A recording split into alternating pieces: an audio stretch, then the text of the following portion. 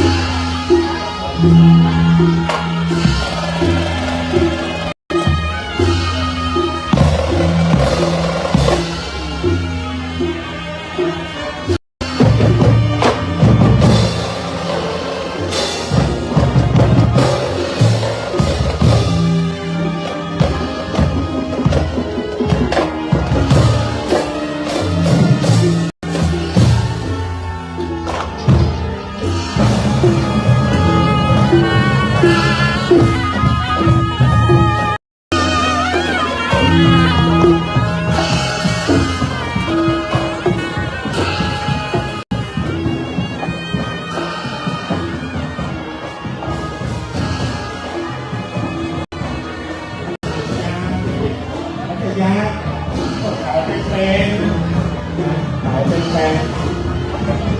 แต่ว่าตอนนี้มีคอร์ฟิวดีอยู่นะแก่ดีอยู่นะคอร์ฟิวเหมือนกันเยอะๆของพี่ของพี่ไทยของพี่ไทย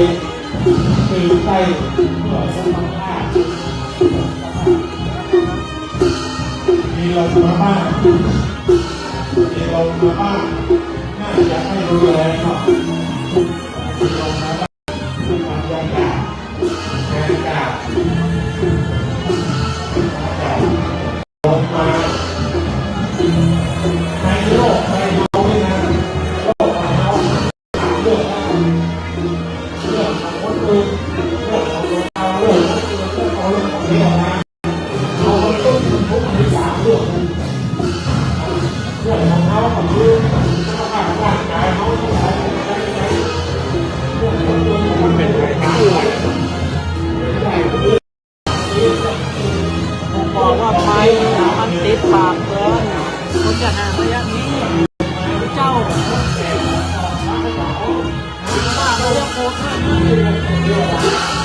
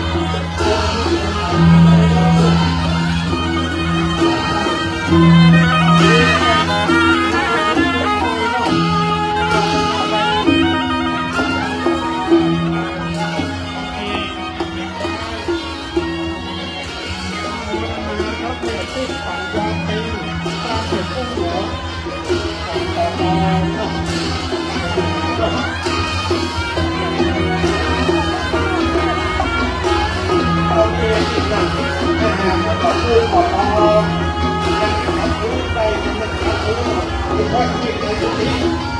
ในจุดนี้นั่นได้ที่มีเก้าอี้ก็นั่งได้แต่อัธยาศัยในวันก็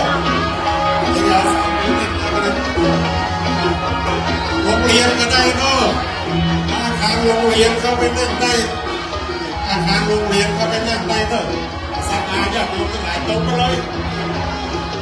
ไปก็ได้ในศาลาได้เนอะศาลาเนี่ยจับในเปิดประตูเลยเปิดประตูใหญ่เลยเนอะศาลาเปิดประตูเข้าไปนั่งได้นะเข้าไปนั่งได้เปิดประตูก็เปิดประตูได้ใครอยู่ตรงไหนฮะเปิดประตูได้เนอะเปิดประตูดูนะเดี๋ยวทองคำเทพคัพเตอร์มาบันทึกภาพถ่ายทอดสดนะเนี่ยไปเที่ยวโลก แล้ว ถ่ายทอดสดตรงในขอจะเลิกก่อนมาแล้วตรงนี้ได้ตรงนี้ในโรงเรียนอาคารโรงเรียนได้ทางนี้ก็นั่งได้ปะปุ้มปะป้องวิหารช่วยตัวเก่าด้วยมันมีเก้าอี้อยู่บนวิหารยกเก้าอี้บนวิหารลงมานั่งได้หรอเก้าอี้อยู่บนวิหารน่ะเก้าอี้ทั้งรูปมันอาจจะเต็มมันอาจจะเต็มเอาเก้าอี้ลงมาได้หรอหรือว่าจะนั่งบนนั้นเลยก็ได้นั่งบนวิหารก็ได้ส่องแน่พระเจ้าทัพไทยบนวิหารได้ถ้าจะเอาลงมานั่งทั้งรูปกันยกเก้าอี้ลงมาเดี๋ยวนี้บริการตัวเก่าตัวเองละบริการตัวเก่าตัวเอง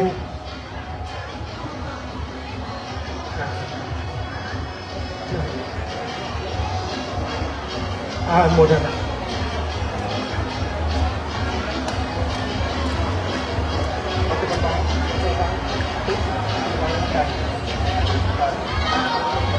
ได้เปิดศาลาด้วยด้วยเปิดเข้าไปเลยนี่ของเก่าศาลาใหญ่นั่นเป็นศาลาห้องเอศาลาห้องเอเข้าไปนั่งได้บรรจุได้เป็นร้อยบรรจุได้เป็นร้อยเหมือนกันในศาลาห้องเอเนาะขึ้นวิหารได้เด้อวิหารเขานะขึ้นวิหารได้อันนี้ก็พอกันเอาเองเด้อจับขึ้นมาได้ละจับขึ้นมาได้แล้วเนาะพอเอาเองว่าจะนั่งที่ไหนจะอยู่ที่ไหนจะนั่งที่ไหนนะตอนนี้จ่อยเรือต่อเก่ากันแล้วกันเป็นศรัทธาวัดดับไพวัดเด้อเป็นศรัทธาเจ้าพุทธขึ้นสีขาวศรัทธาดับไพไปอยู่วัดไหนก็แล้วแต่เป็นศรัทธาวัดไหนก็แล้วแต่วันนี้มาดับไพเป็นศรัทธาวัดดับไพเลยพอคนเดียวนะจังฟ้อนนี่ประจำฟ้อนหลายรอบหลายเตื้อละเนาะเป็นประจำเพราะฉะนั้นอย่างที่ว่าเมื่อกี้ว่าคือเป็นศรัทธาวัดดับไพเนาะยกคนเดียวพอคนเดียวไปในศาลาผู้ใดวัดวิหารก็เลิกแต่ว่าอาจจะมาทำพิธีอาจมาทำพิธีนะอยู่บนวิหารได้นั่งสองหน้าพระเจ้าดับไพฮันในศาลาพุทธเต็งศาลาพุทธเอศาลาห้องเอศาลาห้องเอบนวิหารก็บรรจุได้นักอยู่สำหรับศรัทธาญาติโยมมาตั้งแต่ในนี้ก็ได้อยู่เด้อศาลาพุทธินี่นะที่มีต้นไม้ตั้งหน้านี่เข้าไปนั่งได้เข้าไปนั่งได้ดูได้โยมแม่จะหอมนะได้มาเลยหอมได้เลยเนาะ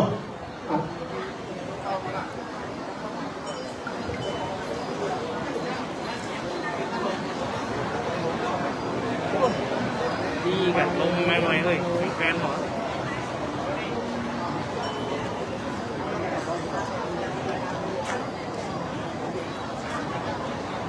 มันปล่อยให้แต่ดีกับหมอนอีกนะเมื่อกี้มันกลัวมันกันเลยพ่อเสิร์ชแม่แสงอภิวงศ์เวียงหนองร่องบริจาค100 บาทอนุโมทนาเป็นอย่างยิ่งเนาะคณะสัตอาบ้านดงเหนือเวียงหนองร่องเหล่าปูนร่วมทำบุญดงหลวงวัดของท่านมหาจำลองอนุโมทนาด้วยแม่กาลยา ดวงตานะครอบครัวเนาะร่วมทำบุญขออนุโมทนาเป็นอย่างยิ่งด้วยในกุศลเจตนาของศรัทธาญาติโยมพ่อกดเรียกว่าเป้าแม่ขาการนะพ่อแก้วเนาะเรียกว่าเป้าอันนี้ก็มาหลายท่านหลายคนหลายตีหลายเองก็โฆษณาด้วยแม่บัวจินมโนวรอันนี้ก็ร่วมทำบุญมาโฆษณาด้วยลงทางเป็นอย่างยิ่งเนาะแล้วก็คุณยอมวัวพัดทำพีระร่วมทำบุญอำเภอฝางบุญมาจากจักไก่จันสมคุณยอมจันสมแก้วมาโอ้ยงูเนาะฝางโมทนาด้วยยมรักชัยชนะบ้านใหม่ตอนไฟแม่พักมาไก่โมทนาเป็นอย่างยิ่งแม่สุภาแม่สุภานามสกุลเนี่ยสุภาทางกันบ้านห้วยในฝางแล้วก็สิทธิพรธัญพรธัญพรผมมุดยักษ์ที่วัดนี่คือเขาย่ายนี่ก็ไม่ต้นผมมุดยักษ์เหรออ๋อเหรอที่ใกล้หลวงพ่อยอมวงเพชรทำฟูพร้อมด้วยครอบครัวโมทนาเป็นเรื่องจะพร้อมเหรอผลสว่างในทางว่าพร้อมด้วยโยมแม่เป็นแฝงห้วยงูจะพร้อมเหรอทำบุญบุญทำยินตาอำเภอฝางอนุโมทนาเป็นอย่างยิ่งก็แม่ฟ้องมันมีที่วางอ่ะการสมโภบ้านแพรดอนตันลำปางพ่อเฉลิมแม่บุญเรืองพร้อมด้วยครอบครัวอันนี้ก็ดอนตันเหมือนกันเนาะแม่บุญแม่พันรองได้หรือแม่บุญปังก็ได้เอาไฟใช้นาร่วมทำบุญอย่างไรก็คุณยงไก่ยักษ์สารอำเภอฝางเนาะคุณยงปราณีจิตนาการเขาใหญ่เราต้องยกรถเกิดเนาะกันเนาะไม่รู้ในอำเภอฝางเชียงใหม่ทุกโบราณด้วยสุนีสุรินทร์พร้อมด้วยลูกหลานเนาะร่วมทำบุญมาอนุโมทนาเป็นอย่างยิ่งจันเพ็ญอิ่มแก้วไม่มูในอนุโมทนาเด้อวังคำจินตนาตาแก้วฝางสิริมาดอกงามอำเภอฝาง100 บาทอนุโมทนาเป็นอย่างยิ่งเนาะบุญกระนงพิษไทยนาพร้อมด้วยครอบครัวบ้านไม่มูในอำเภอฝางเด้อเป็นทำบุญสุนทรมาที่มาจากบ้านจากไหนแม่บัวพัดร่วมกับบุญ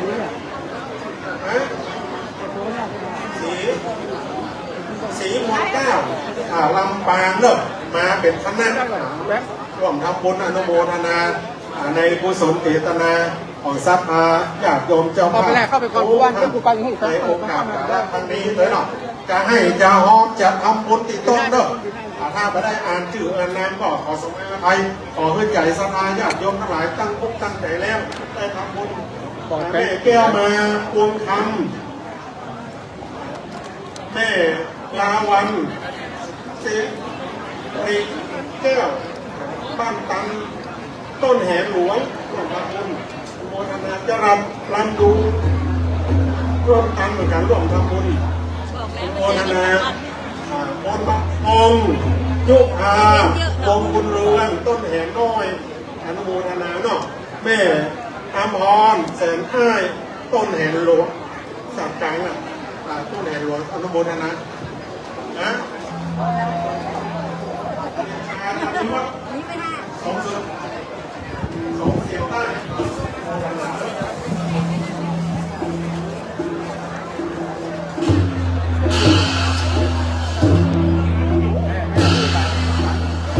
วัดดองวัดแก้วไฟหล่อเนาะหลายนะ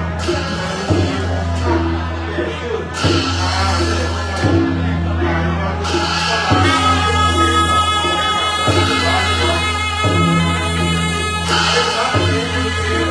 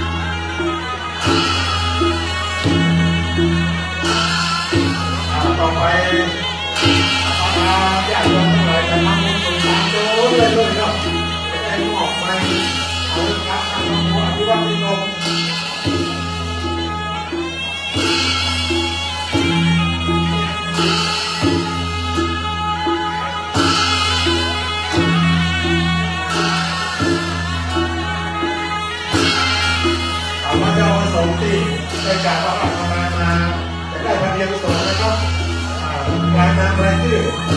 ของพระเจ้าประสงค์พิธี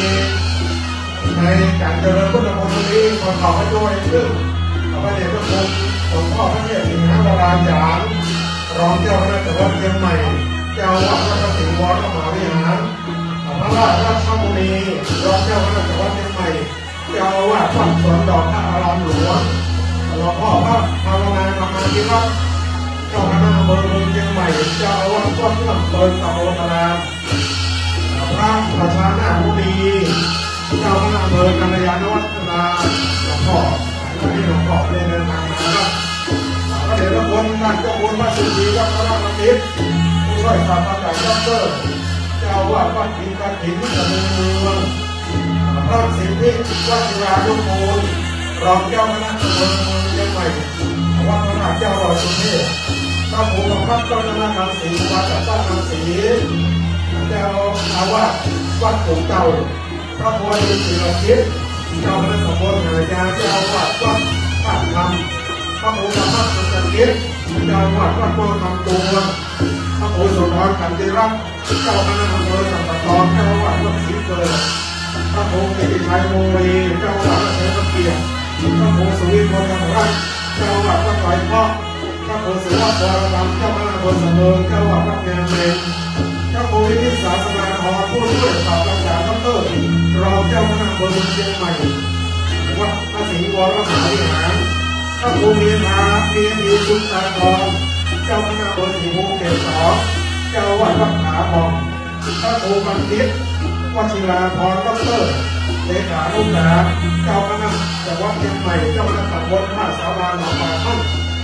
พระครูวิสุทธิกิจจานนท์เจ้าคณะตำบลศรีภูเก็ต4เจ้าวัดวัดหนองจันทร์พระครูสุนทรวัฒนาการเจ้าคณะตำบลศรีภูเก็ต3เจ้าวัดวัดโรงดีพระครูไพบูลย์เจติยานุรักษ์ดรผู้ช่วยเจ้าวัดพระอารามหลวงวัดพระเจ้าราสุเทพวัดโลกโมนีพระครูพระเฉลิมพลสิริสุวรรณโนเจ้าวัดวัดวัดข้ามาพระนามประสงค์สิริจันโทเจ้าวัดวัดหลักธรรมเนียมพระมหาสมชายสภากะโลวัดเชียงมันพระครูสุวรรณสิทธิโชติเจ้าวัดวัดปู่คำสัตตาตองท่านข้าราชการอินทร์สุชาโตเจ้าวัดวัดนาซาโอไอวิกากันตะพงจันทสโรเจ้าวัดวัดป่าเท้าในพระครูพระพิบูลย์โพธิวัฒโนเลขาลูกหลานเจ้าตำบลจันทร์เขตขึ้นวัดสุภพุทธพระครูพระมีรวัตยานสิทธิรามีวัดแหงพวงพระครูพระธนาธรที่ตาธรรมโมเลขาลูกหลานเจ้าคณะอำเภอสมบูรณ์วัดเมฆขามท่านพระอาจารย์พรชัยขาวโรเลขาลูกหลานรองเจ้าคณะอำเภอสมบูรณ์วัดเป็นศาสตร์เหนือพระครูบาเทวินเทวญาโน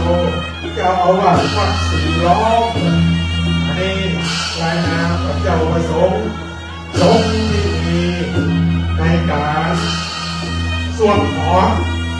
ในการสร้างการแต่งในการเจ้าเดินพระพุทธมนต์นางกุมารแล้วก็ศรีล้อมในการวางศิลาฤกษ์เจดีย์ของวัดกับไทยในวันนี้วันมันเป็นมหามงคลเป็นอย่างยิ่งคณะเจ้าฟ้อนกับมังกรถวายเป็นผู้จัดบูชาพระบูชาสังฆบูชาต่อหน้าองค์พระดาบดี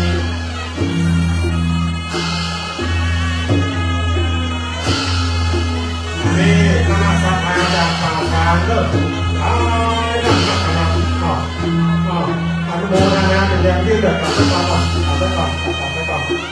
ได้งานรายงานไปที่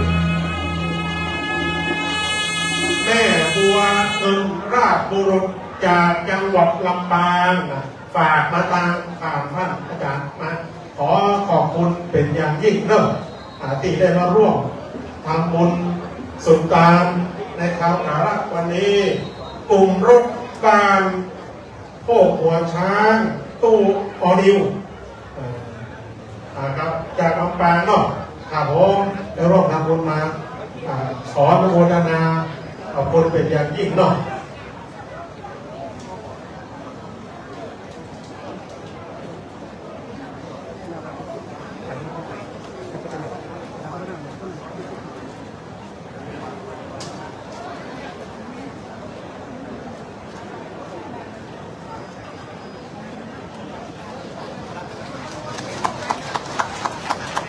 โมทนาครับคณะช่างฟ้อนเนอะทุกท่านที่ได้ฟ้อนนำในการเป็นพุทธบูชาฟ้อนถวายพุทธบูชางานเป็นมงคลมงคลในคราวกาละวันนี้เนาะ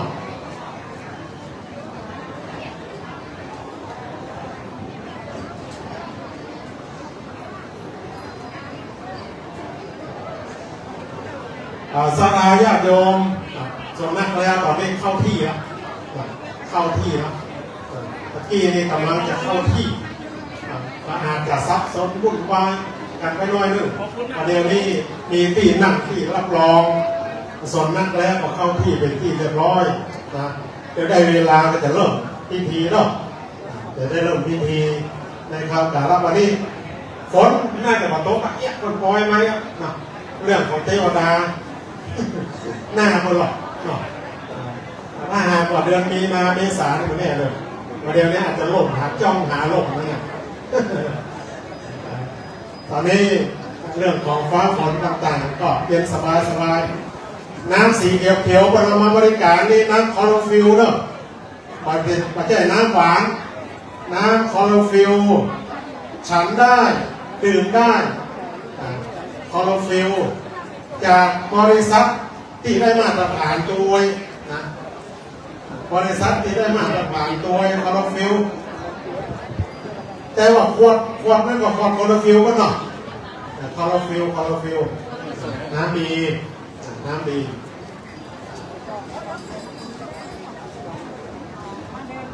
เป็นไงแม่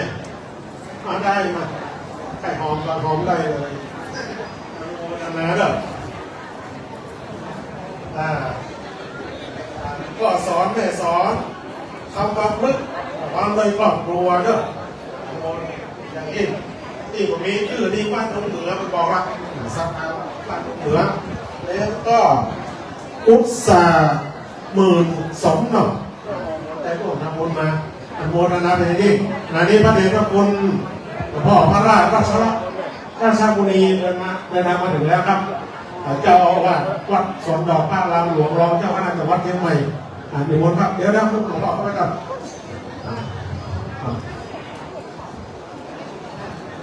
นิมนต์หลวงพ่อองค์แรกมาเลยที่พัดตลับปักสีแดง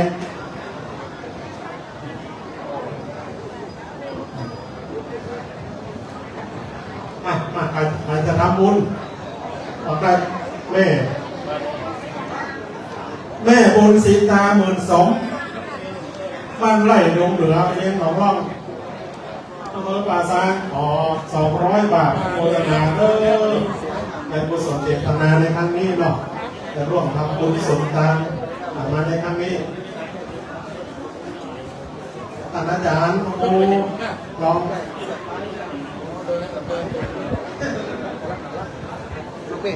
ขอเจ้าภาพ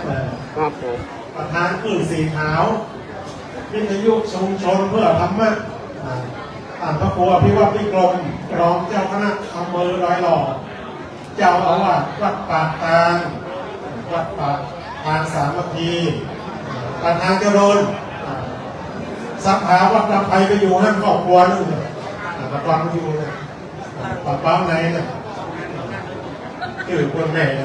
ลูกสาวคนชื่อเจ๊แดงเพราะฉะนั้นก่อนวัดปากทางเจริญก่อนฝากมาที่ฝากนั้นมีชื่อว่าแม่สวยปอสายบ้านแพะลอมตำอำเภอเมืองจังหวัดลำปางเดินทางมาไกลขนาดผ่านขุนด่านมาผ่านแม่สายเนาะจะแม่สวยเนาะแม่สายแต่อยู่ลำปางพอได้อยู่ยังไง แม่สายได้ร่วมทำบุญมาขออนุโมทนาขอบคุณในกุศลเจตนาของศรัทธาญาติโยมเอาหลังทั้งหลายเป็นอย่างยิ่งในโอกาสในการทำบุญในครั้งนี้ได้มาร่วมกันเป็นจำนวนมากอาตมาภาพก็ตั้งแต่แม่สีทอนเวียงป่าเป้าเด้อได้มาร่วมทำบุญโมทนาเด้อหลวงพ่อพระครูกิติชัยโมลีเจ้าอาวาสวัดใจพระเกียรติใจพระเกียรติก่อนมันชื่อว่าใจผาเขียนเดี๋ยวเป็นชัยพระเกียรติหลวงพ่อพระครูสุนทรขันติรัตน์เจ้าคณะอำเภอสันปะตองเนี่ยกำลังมาวัดศรีเกิดหรือว่าวัดศรีเกิดพระเจ้าแข่งคมมีพระเจ้าองค์ใหญ่เลยเป็นห้องพระเจ้าแข่งคมพระเดชพระคุณท่านเจ้าคุณพระภาวนาธรรมาภิรัตน์เจ้าคณะอำเภอเมืองเชียงใหม่เจ้าอาวาสวัดตะโพธารามลำเปิงก็เดินทางมาแล้ววันนี้ครูบาอาจารย์พระสงฆ์องค์เจ้าที่เขาได้กล่าวราชงานมาน่าจำนวนหลายกับที่หมดนะครับตอนนี้เป็นงานใหญ่งานหลวงแต่จะมอบไหมเพื่อครับตอนนั้นเจ็ดสีเนี่ยมาแล้วหลับเหมือนมาแล้วกับประกาศงานทุกคนเลย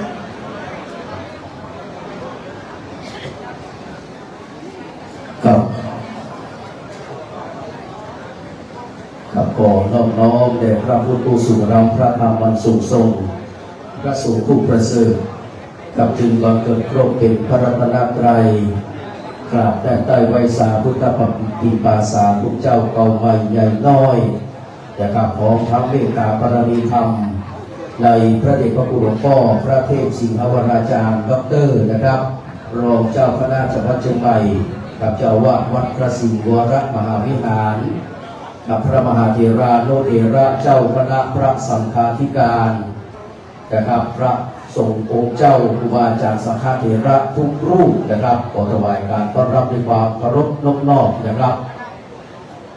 กับขอกราบสวัสดีกับบรรดาพี่น้องนะครับศรัทธาสาธุชนทุกคนทุกท่านเด้อนะครับมีเจ้าภาพนะครับกับคุณโชติพงษ์กิวแก้วกับคุณแม่นะครับเป็นต้นเป็นประธานศิษยานุศิษย์นะครับของนะครับท่านหลวงปู่ทองสิริมังคโรนะครับมากันมากหน้าหลายตาโดยเฉพาะคลื่นสีขาวนะครับที่นำโดยท่านพระครูอภิวัฒนวิกรมนะครับรองเจ้าคณะอำเภอดอยลอนะครับวัดป่าการเจริญนำคลื่นสีขาวมา100 กว่ากันนะครับสำหรับรถตู้ประมาณ1,000 กว่าชีวิตกลับมาถึงแล้วขอเรียนเชิญทุกคนทุกท่านเด้อนะครับเข้ามาเสาะหาที่นั่งนะครับเดี๋ยวสักครู่นึงนะครับเราก็จะได้ประกอบพิธีวางศิลาฤกษ์นะครับกับเรียนเชิญทุกคนทุกท่านเด้อนะครับหลวงพ่อพระครูองค์ภาสปัญญาคมเจ้าอาวาสมีความปราบปลื้มปิตินะครับซาบซึ้งตรึงใจในเมตตาจิตนะครับของเจ้าภาพและก็ของคณะสงฆ์นะครับอันมีพระเดชพระคุณหลวงพ่อนะครับพระเทพสิงหวราจารย์ดร.รองเจ้าคณะจังหวัดเชียงใหม่เจ้าวาดวัดพระศรีวรมหาวิหารเป็นต้นพร้อมด้วยนะครับท่านเจ้าคุณพระราชรัชบุรีนะครับหลวงพ่อเจ้ารองเจ้าคณะจังหวัดเชียงใหม่เจ้าวาดวัดสวนดอกพระรามหลวงนะครับท่านเจ้าคุณพระภาวนาธรรมาภิรัตน์วิปัสสนาธุระนะครับเจ้าคณะอำเภอเมืองเชียงใหม่เจ้าวาดวัดพระตนตะโพธารามนะครับ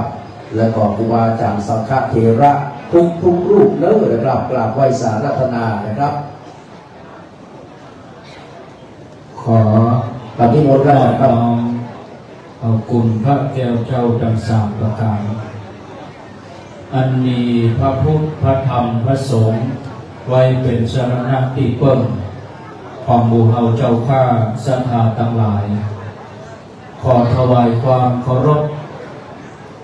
แสดงความนับถือพระมหาเถระพระเถรานุเถระทุกรูปอันหมายมีพระเดชพระคุณพระเทพสิงหวราจารย์รองเจ้าคณะจังหวัดเชียงใหม่เจ้าวาดวัดพระสิงห์วรมหาวิหารเป็นต้นเป็นประธาน พระสงฆ์มหาเถระทุกรูปเจริญพรญาติโยมท่านสาธุชนทุกคนทุกท่านบัดนี้ได้เวลาที่เราท่านทั้งหลายจะได้ประกอบพิธี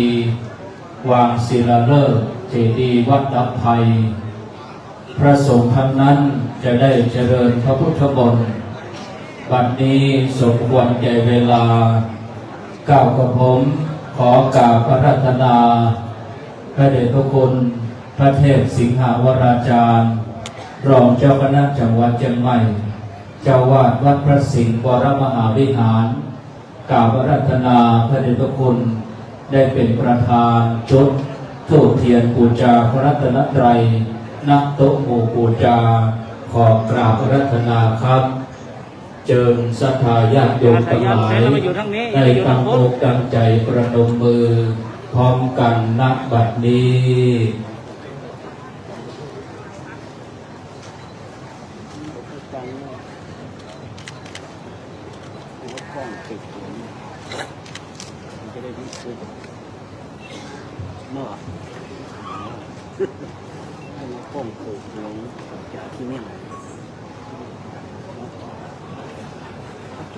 ขอกราบอาราธนาพระเดชพระคุณท่านเจ้าคุณพระศรีศิลปาจารย์ที่ปรึกษาเจ้าคณะภาค7ผู้ช่วยเจ้าวาดวัดพระธาตุสีจอมทองวรวิหารกราบนิมนต์พระเดชพระคุณได้ที่ฐานจิตจุดธูปเทียนเครื่องสักการะหน้ารูปถ่ายพระเดชพระคุณหลวงปู่พระพรหมมงคลหลวงปู่ทองสิริมังคโลกราบนิมนต์ครับ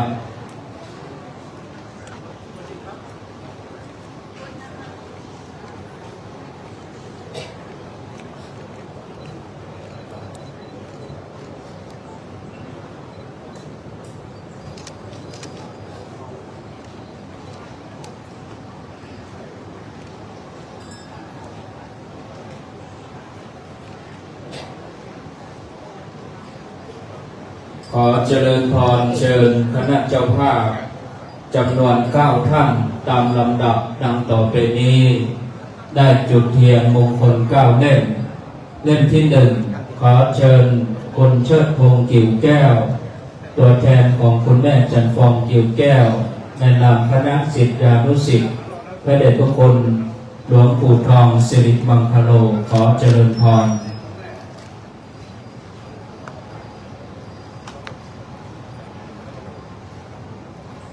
เชิญคนปรึกษาทิติภาวินโชค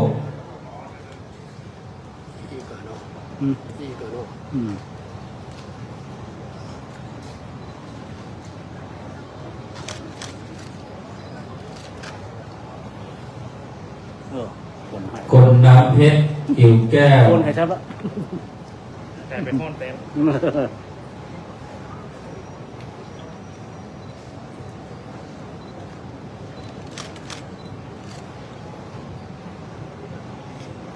คนกัลยาคำปัน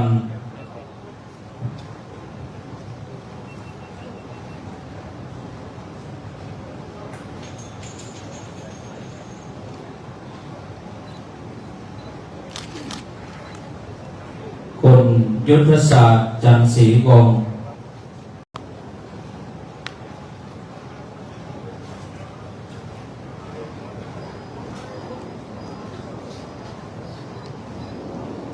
พันตำรวจเอกไกรศรีจุลพันธ์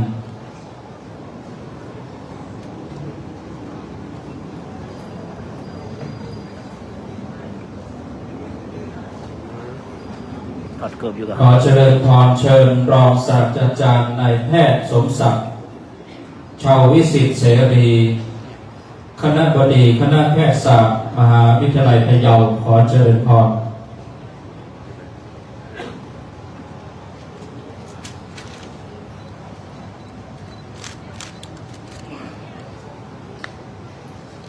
เจริญพรเชิญคุณวันวิไล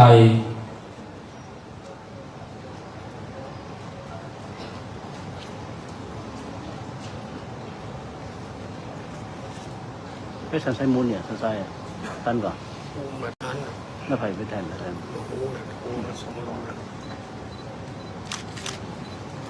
ผมลูกไปถ่ายแตน คุณมาดิวันดำรงศัก ที่ ดิ์ ไปตาเนี่ยใน2 โมงคุณ4 โมง 3 โมงต้องไปถึงท่านเราคือขึ้นรถไปตัวเองพวกอันผมตันแล้วแบบเอาลูกไปก็แล้วกันนะ โอ้มาผมจะคืน ฮะ โอ้มาผมจะคืนเลยครับวัดตันเลยเนาะ ไทยตู้น่ะ อืม ขอเจริญพรเชิญในนามตัวแทน พิธีเริ่ม ครูบาอาจารย์พระสงฆ์และคณะสัตยาญาติโยมเครือข่ายเผยแผ่ธรรมเครื่อง เขา สี จะต้อง ขา ไป ว นั่งรถก็เขาไปบ้านนั้นอะไร ขอโอกาสนิมนต์ท่านพระอาจารย์วีระ แค่ว่า3 โมง พานิส เขา โล จะนั่งรถด้วยเขา วัดเก่าเจริญ 4 ธรร โม ม งเริ่ม ขอโอกาส รอ นิ ต ม รง น นั้น ต์ มัน ครับ ใช่3 โมงถึงท่านแล้วเขานั่งรถไปก็เขาเราไปที่บ้านโยมที่จะเข้ามันน่ะแล้วแห่เข้ามาอย่างเงี้ยแล้วจุดไหนบอกโอ้เกิดว่ากัดทางซ้ายผมจะใกล้ๆอยู่อ๋อรถก็ติดที่ผาย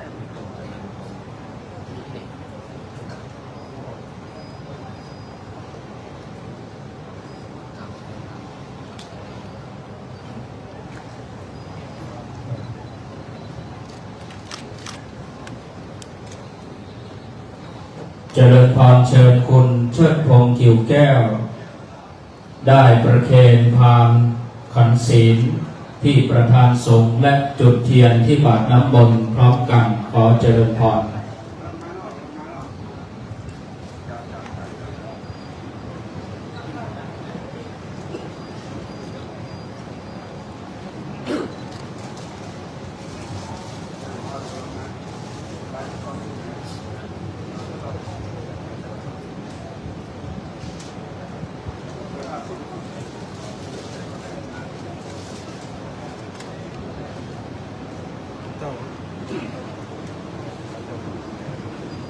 เชิญทุกท่านได้ตั้งอกตั้งใจไหว้พระสมาทานศีลรับศีลพร้อมกันณบัดนี้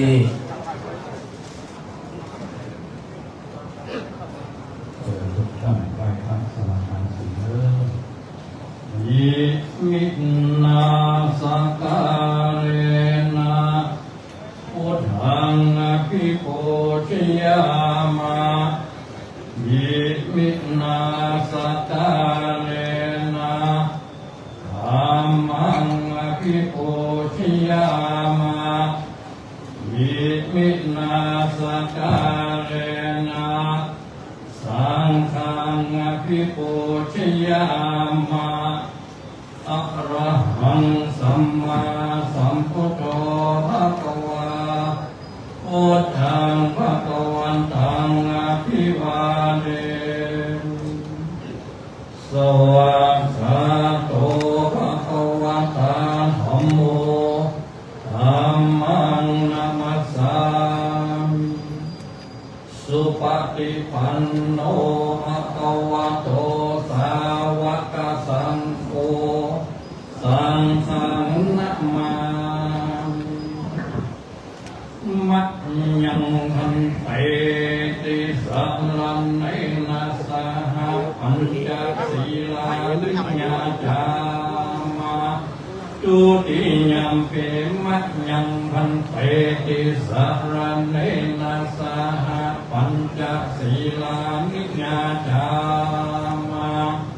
อาติยัมปิมัจยังพันเตติสัรเนนะสหปัญจศีลานิยาจามะ โมตัสสะภะคะวะโตอะระหะโตสัมมาสัมพุทธัสสะนะโมตัสสะภะคะวะโตอะระหะโตสัมมาสัมพุทธัสสะนะโมตัสสะภะคะวะโตอะระหะโตสัมมาสัมพุทธัสสะ นะโมตัสสะภะคะวะโตอะระหะโตสัมมาสัมพุทธัสสะนะโมตัสสะภะคะวะโตอะระหะโตสัมมาสัมพุทธัสสะ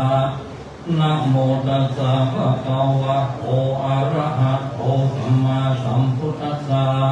ธังสรณังคัจฉามิ พุทธังสรณังกัจฉามิ ธัมมังสรณังคัจฉามิ ธัมมังสรณังกัจฉามิ สังฆังสรณังคัจฉามิ สั สังฆังสรณังกัจฉามิ ติยัมปิพุทธังสรณังกัจฉามิ ตุติยัมปิพุทธังสรณังกัจฉามิ ยัมปิธัมมังสรณังกัจฉามิ ตุติยัมปิธัมมังสรณังกัจฉามิ ยัมปิสังฆังสรณังกัจฉามิ ตุติยัมปิสังฆังสรณังกัจฉามิ ติยัมปิพุทธังสรณังกัจฉามิ ตาติยัมปิพุทธังสรณังกัจฉามิ ยัมปิธัมมังสรณังกัจฉามิ อาติยัมปิธัมมังสรณังกัจฉามิ ติยัมปิสังฆังสรณังกัจฉามิ อาติยัมปิสังฆังสรณังกัจฉามิ ปานาติปาตาเวรมณีสิกขาปะทังสมาธิยามิ ปานาติปาตาเวรมณีสิกขาปะทังสมาธิยามิ ทินนาตานาเวรมณีสิกขาปะทังสมาธิยามิ อัตตินนาตานาเวรมณีสิกขาปะทังสมาธิยามิ กาเมสุมิจฉาจาราเวรมณีสิกขาปะทังสมาธิยามิ กาเมสุมิจฉาจาราเวรมณีสิกขาปะทังสมาธิยามิ สาวาตาเวรมณีสิกขาปะทังสมาธิยามิ มุสาวาตาเวรมณีสิกขาปะทังสมาธิยามิ ราเมรยะมัจจปมาทฐานาเวรมณีสิกขาปะทังสมาธิยามิ สุราเมรยมัชฌัปปมาทัฏฐานาเวรมณีสิกขาปะทังสมาธิยามิ อานิปัญจสิกขาปทานิสีเลนะสุขติยัมปิสีเลนะโภคสัมปทาสีเลนะนิพุติยัมปิตัสมาสีลังวิโสภะเย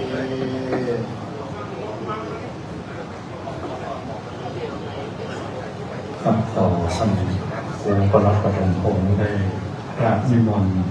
พระสงฆ์ทั้งนั้นนะครับได้สวดขอนะครับ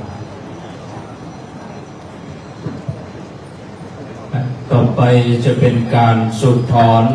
ตามประเพณีแบบเบ้าล้านนากราบอาราธนาพระสงฆ์จำนวน4 รูปได้เป็นตนเมตตาสูดถอน4 แจงและ1 รูปก็ถอนตรงกลางเจ้าหน้าที่ได้เตรียมสตวงเมื่อสูดถอนเรียบร้อยแล้วก็จะได้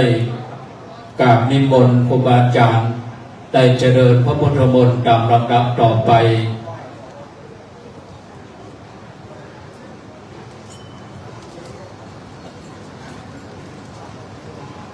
จะได้อาราธนา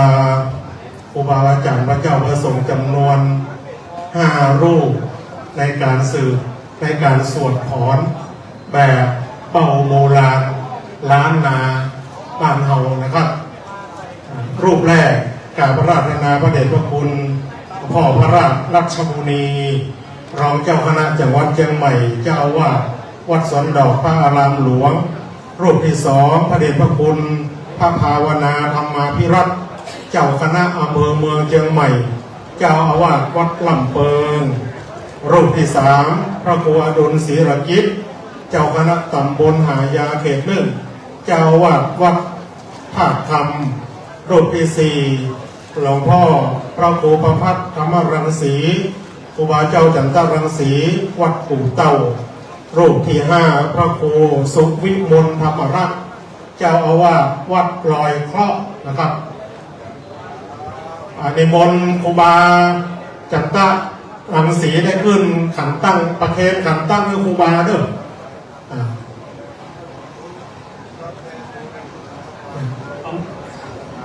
นิมนต์ครูบามาที่ขันตั้งนี่เลยครับ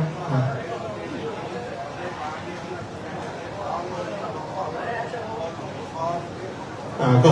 เจริญพรคุณโยมเชิดพงศ์กิ่วแก้วได้ถวาย คำตั้งหลวงพระครูบาจะได้ขึ้นคำตั้งหลวงเนาะ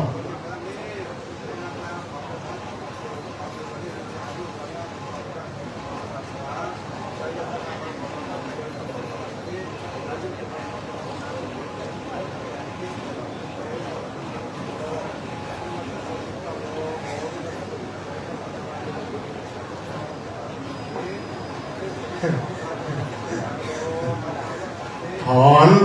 คำว่าถอนที่นี่ไม่ได้ลื้อทิ้งเนาะถอนอันเก่าก็คือว่ายังตีมันเคยสร้างเคยแปลนเคยแปดไว้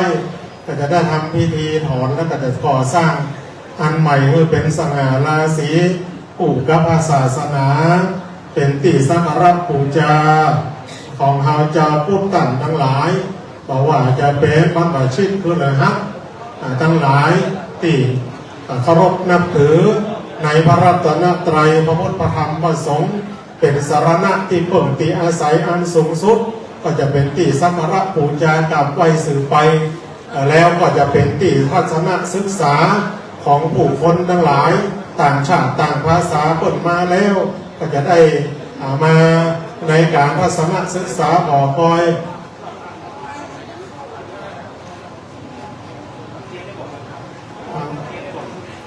ครูบาจะถอนอย่างไรนะเดี๋ยวเราขอสุมานะครับขาดคำกำลังจะมาครูบาว่าเดี๋ยวรอวัดถาดคำขอสุมาครูบาอาจารย์นะครับรอวัดถาดคำหรือคำหมดเนาะ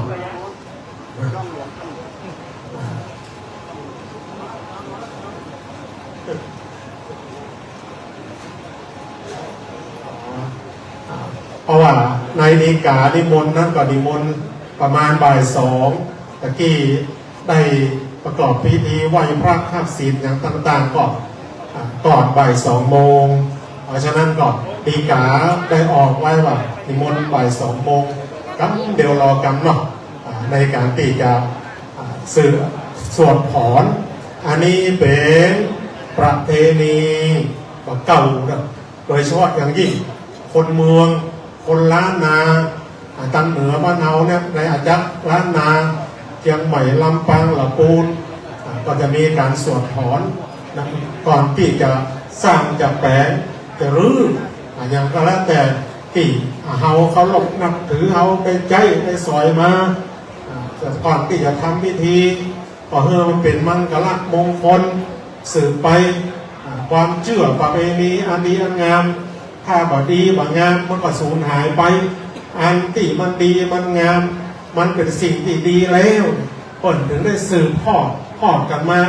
อันไหนที่มันมาเข้าท่าที่มันมาใจแต้มันถึงสูญหายไปสูญหายไปคนก็มาสืบมาต่อกันอันที่มันดีจะสืบต่อกันมาโดยตลอดเพราะฉะนั้นอันนี้เป็นประเพณีตั้งเดิมตั้งแต่ในราชสำนักหลักสำนักก็ดีทั้งนอกให้ประชาชนเขาตั้งทั้งหลาย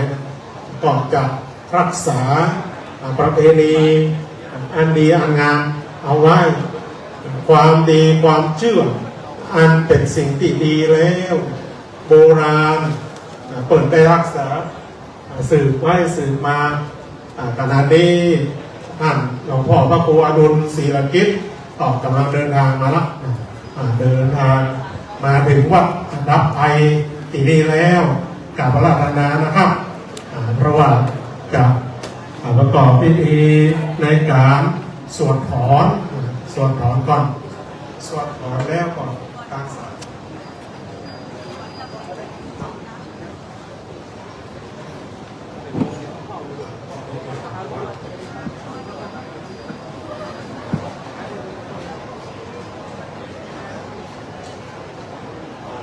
นิมนต์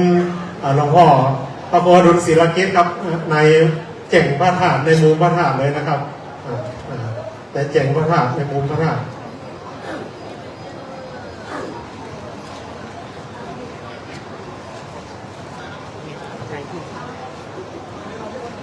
ติดไอ้จอนั่นนะครับ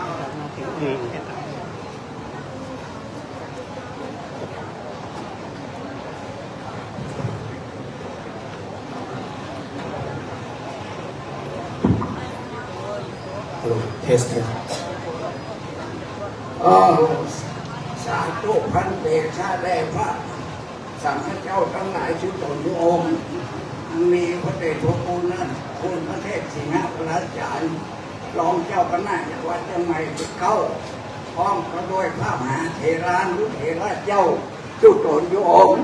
ที่ท่านพระครูวาดปัญญาคมได้นิมนต์ราชนามากระทำวิธีมังกรกรรมสูตรถอนต่อเติมเสริมสร้างซ่อมแซมพระธาตุเจ้าเจดีย์วันนี้เพื่อเป็นมังกรกรรมแก่วัดแก่วาแก่ศาสนาของเจ้าทั้งสามพระการในสันฐานวัดเอาไว้นี้วันนี้ผู้ข้าก็ขออนุญาตกล่าวคำตามโบราณแบบเป่าที่เคยกระทำกันมาไปพหน้านี้เตอนะโมตัสสะภะคะวะโตอะระหะโตสัมมาสัมพุทธัสสะนะโมตัสสะภะคะวะโตอะระหะโตสัมมาสัมพุทธัสสะนะโมตัสสะภะคะวะโตอะระหะโตสัมมาสัมพุทธัสสะสาธุสาธุโอกาสะพันเตสังโฆข้าแต่พระภิกขุสังฆเจ้าทั้งหลายอันหมายมีพระเดชพระคุณท่านเจ้าคุณพระเดชสิงห์วราจารย์และท่านพระครูเจ้าครูบาวัดหม้อคำตวงเป็นเก้าแก่พระสังฆเจ้าทั้งหลายและครูบาอาจารย์เจ้าทุกองค์เป็นที่ไว้สาสืบศาสนาพระพุทธเจ้าวันนี้สมหาสมณศรัทธาและมูลศรัทธาทั้งหลายทั้งภายในภายนอกภายในหมายมีพระมหาชวาทุเจ้าท่านพระครูโอภาสปัญญาคมเจ้าอธิการชมปานวัดเราไผ่รองเจ้าคณะอำเภอสะเนินเป็นเก้าท้องกับด้วยอันเทวาสิโนมเจ้าจุโตนที่คุกสามเณรจุโตนตุองค์คนแห่งห้องภายนอกหมายมีท่านก็เลี้ยงผมเป็นเก้าเกี่ยวห้องเขาด้วยสถาตาญกะตานิกาอุปถัมภ์ประกาศวัดวาศาสนาคนน้อยคนนานกรรมการแก่วัดก็แต่ว่าสถาทั้งหลายนิ่งใจหนุ่มเท่าตั้งแต่ใหญ่น้อยทุกคนก็มาเล็งหันยันพระธาตุเจ้าเจดีย์วัดสัพไพที่นี้ตั้งมาเจ้าแก่โบราณจักได้ซ่อมแซมปฏิสังขรณ์มั่งเตถอดถอนยังพระธาตุเจ้าเจดีย์อันเป็นสัมปติของพระสังฆเจ้าทั้งหลายอันสมณศรัทธาและมูลศรัทธาได้ประกันก่อสร้างมาขวายเป็นการไว้ศาสนามาเหมือนมากหลายปีแล้ววันนี้พระธาตุเจ้าเจดีย์ก็มาเป็นอันรู้เก่าแก่ค่ำจะลาเป็นอันถาวรมั่นแก่นยืนยาวต่อไปหน้าใดแม้ว่าจักใจกระทำศาสนาเกียรติกระทำบุญอุจารยอมศีลภาวนาไว้ศาสนาปูชาก็เป็นที่ลำบากเนี่ยครับก็เป็นที่พ้นภัยเนี่ยพ้นทลายแก่ผู้ที่ได้มาไว้มาศาสนาปูชาเหตุฉันนี้สมณศรัทธามูลศรัทธาบุคคลทั้งหลายจึงได้พร้อมเพรียงกันมาปรึกษาหารือกันจึงมีเอกสันตะอ่านว่าสมควรจะไปมั่งได้เตอุรณะปฏิสังขรณ์พระธาตุเจ้านี้ก็จะประกันก่อสร้างแปลงขึ้นมาใหม่คือดียิ่งกว่าเก่าแต่ว่าก็อาจจะกระทำได้เหตุว่ายังบ่ได้รับอนุญาตผมฝันเตื้อแลด้วยเหตุนี้จึงได้ข้าไว้สานิมันตนาเอาพระภิกขุสังฆเจ้าทั้งหลายมาที่นี่เพื่อขออนุญาตผมฝันจากพระสังฆเจ้าทั้งหลายเมื่อพระภิกขุสังฆเจ้าทั้งหลายมาอนุญาตเตื้อ ศรัทธาผู้ข้าทั้งหลายก็จับปากันจุดยังบอกกระทำเกลือแร่เมื่อพระภิกษุสังฆเจ้าทั้งหลายอันสมควรหรือแม้หรือเด็กก็จับปากันก่อสร้างขึ้นมาใหม่พระภิกษุสังฆทั้งหลายจับอันสมควรสันใดดังอันก็ขอท่านเจ้าทั้งหลายเปิดสร้างหาหรือกันตามสมควรแก่ท่านเจ้าทั้งหลายแต่เจอ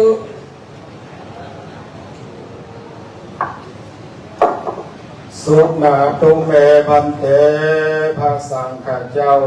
จุตนจุองค์บัดนี้สมณะสัทธามูลเหล่าสัทธาทั้งหลายประกันมาเก่าคำขออนุญาตตอบถอนมังเตยาข้าเจ้าเจดีย์เป็นของสัมปติแห่งพระสังฆเจ้าทั้งหลายตั้งไว้เป็นที่ไหว้สาสักการะบูชาแก่คนและเทวดาบัดนี้ตนตัวผู้ข้าจะขอพุทธาถามยังพระภิกษุสังฆเจ้าทั้งหลายเสียก่อนจะแลกันว่าพระภิกษุสังฆเจ้าทั้งหลายทั้งมวลบ่หันสมควรหือมังหือเตดังอันก็ขอจุงได้ตับท้วงกล่าวขึ้นในระหว่างกลางแห่งภิกษุสังฆเจ้าทั้งหลายนี้จิตเตกันว่ายักสมควรหือมังหือเตหือกระตำดังอันก็ขอหือพระภิกษุสังฆเจ้าทั้งหลายทั้งมวลได้กระทำสัตตะสำเนียงเสียงสัญญาสาธุการขึ้นพร้อมเพียงกันณกาลบัดนี้แด่เธอสาธุสาธุสาธุ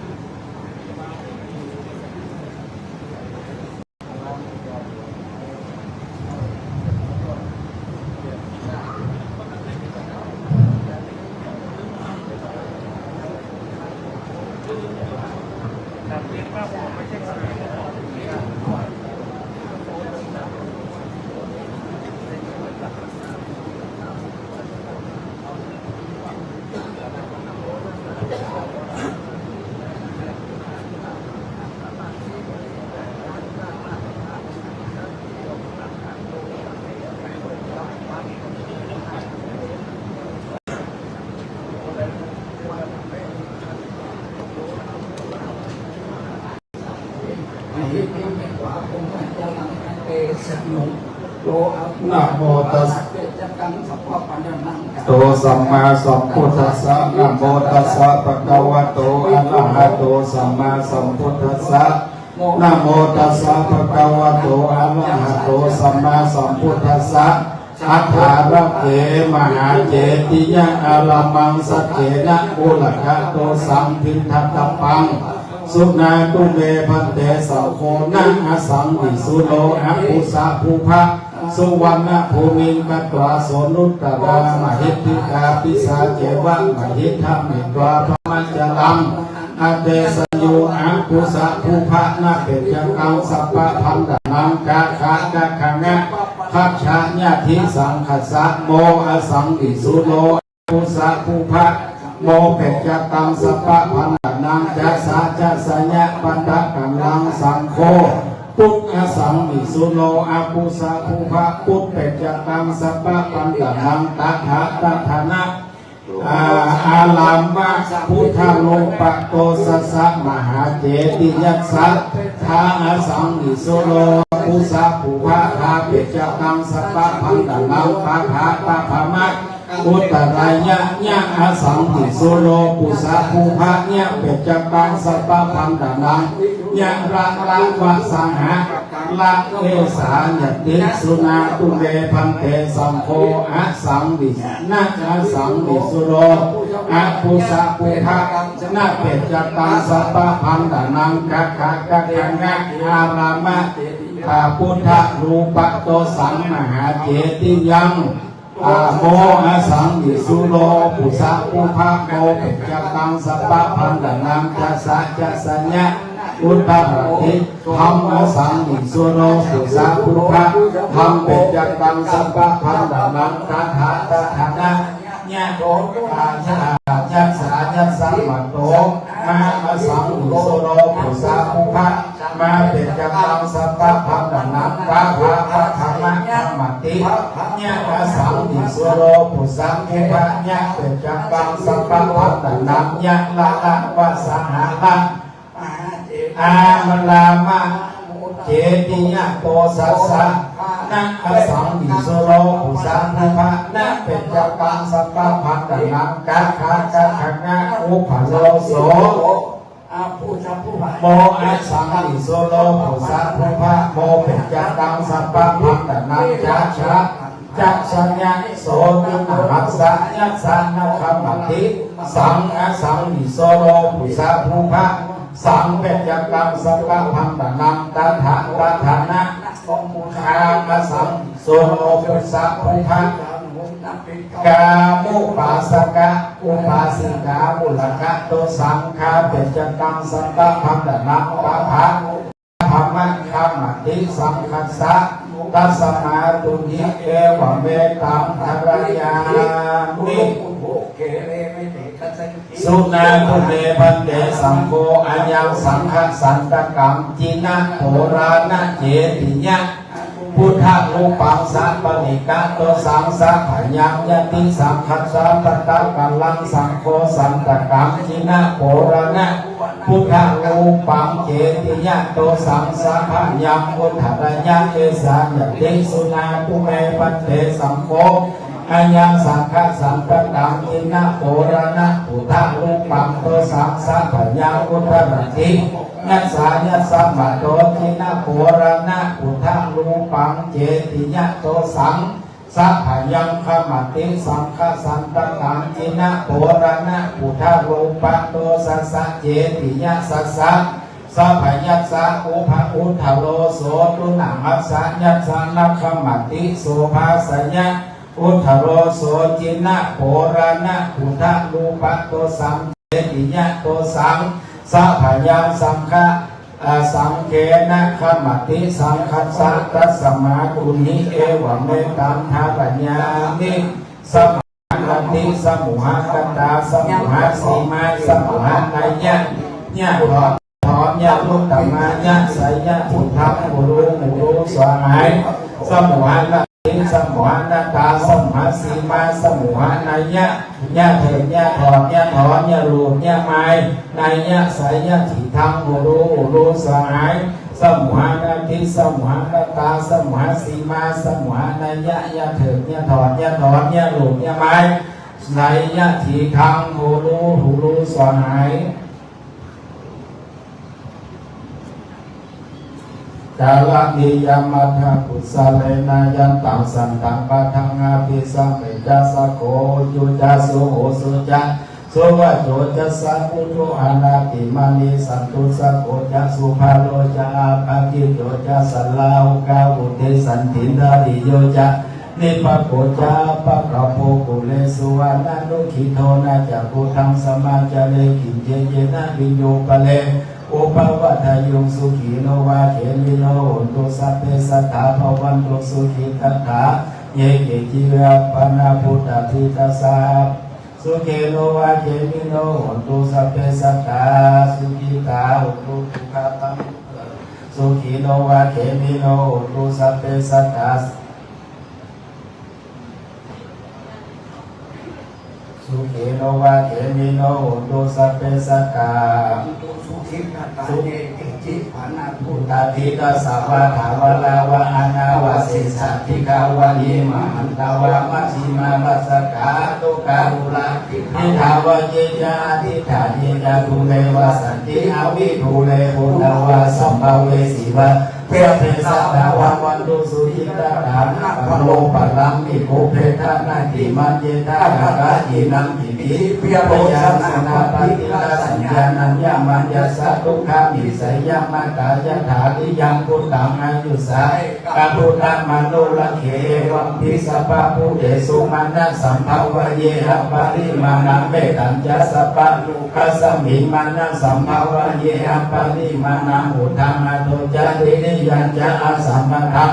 เวลังสัมปตันติทันจะลังติสิโนวัสยานโนวายาวะตัสสะวิขาดัมมิโตเอตังสตินันทิขายะพระมะตัมวิหารังอิธรรมังอุทิภิจานุปากามะศีลาวาทัสสะเนนะสัมปันโนกามิวินัยเกขังนายิจตุขัมปัสสยามปุณณเลปิติกาลนิยามเมตสุตังสุขีโนวาเจมิโน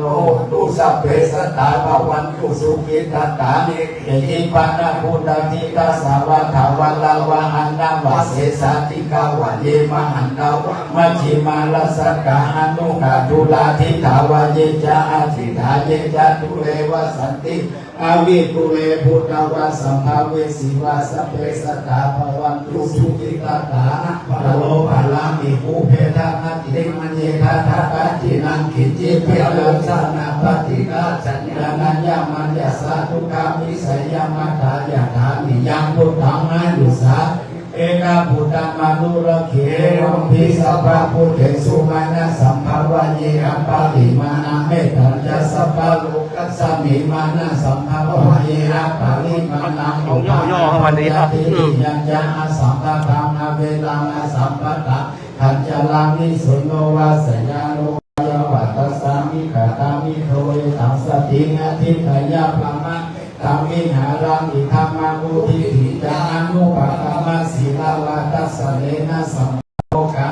สุขินัญญะเกขังนาอิจตุกัปปัสสยังปุณณเลปิติกาลานิยามเดปัสสุตังเมตัญจะสัพพะกัสสมิมานังสัมภาวะเยอะปริมาณังอุทานาโทจะตินิยัญจานะสัมฆังอเวลังสัมปตังทิฏฐังจารังอิสิโนวาสยาโนวายาวัตตสามิขตังอิโตเอตังสตินาทิฏฐายะพระมะตังวิหารังอิธัมมังอุทิภิจานะมาศีลาวาตัสสะเนนะสัมปันโนกามิโสวินัยเกทังนาอิจตุขัปปัสสยังปุณณเอปิติกาลนิยะเบตัสสุตังเปสตาเวลาอุสเปสตาปิยปทาอุสเปสตานิขามิทุทุติยตานังปริหารันตุสัพเพสัตตาทุติสัตตาสัพเพสัตตาทุติสัตถุสัพพสัตถุสัตถุเตเต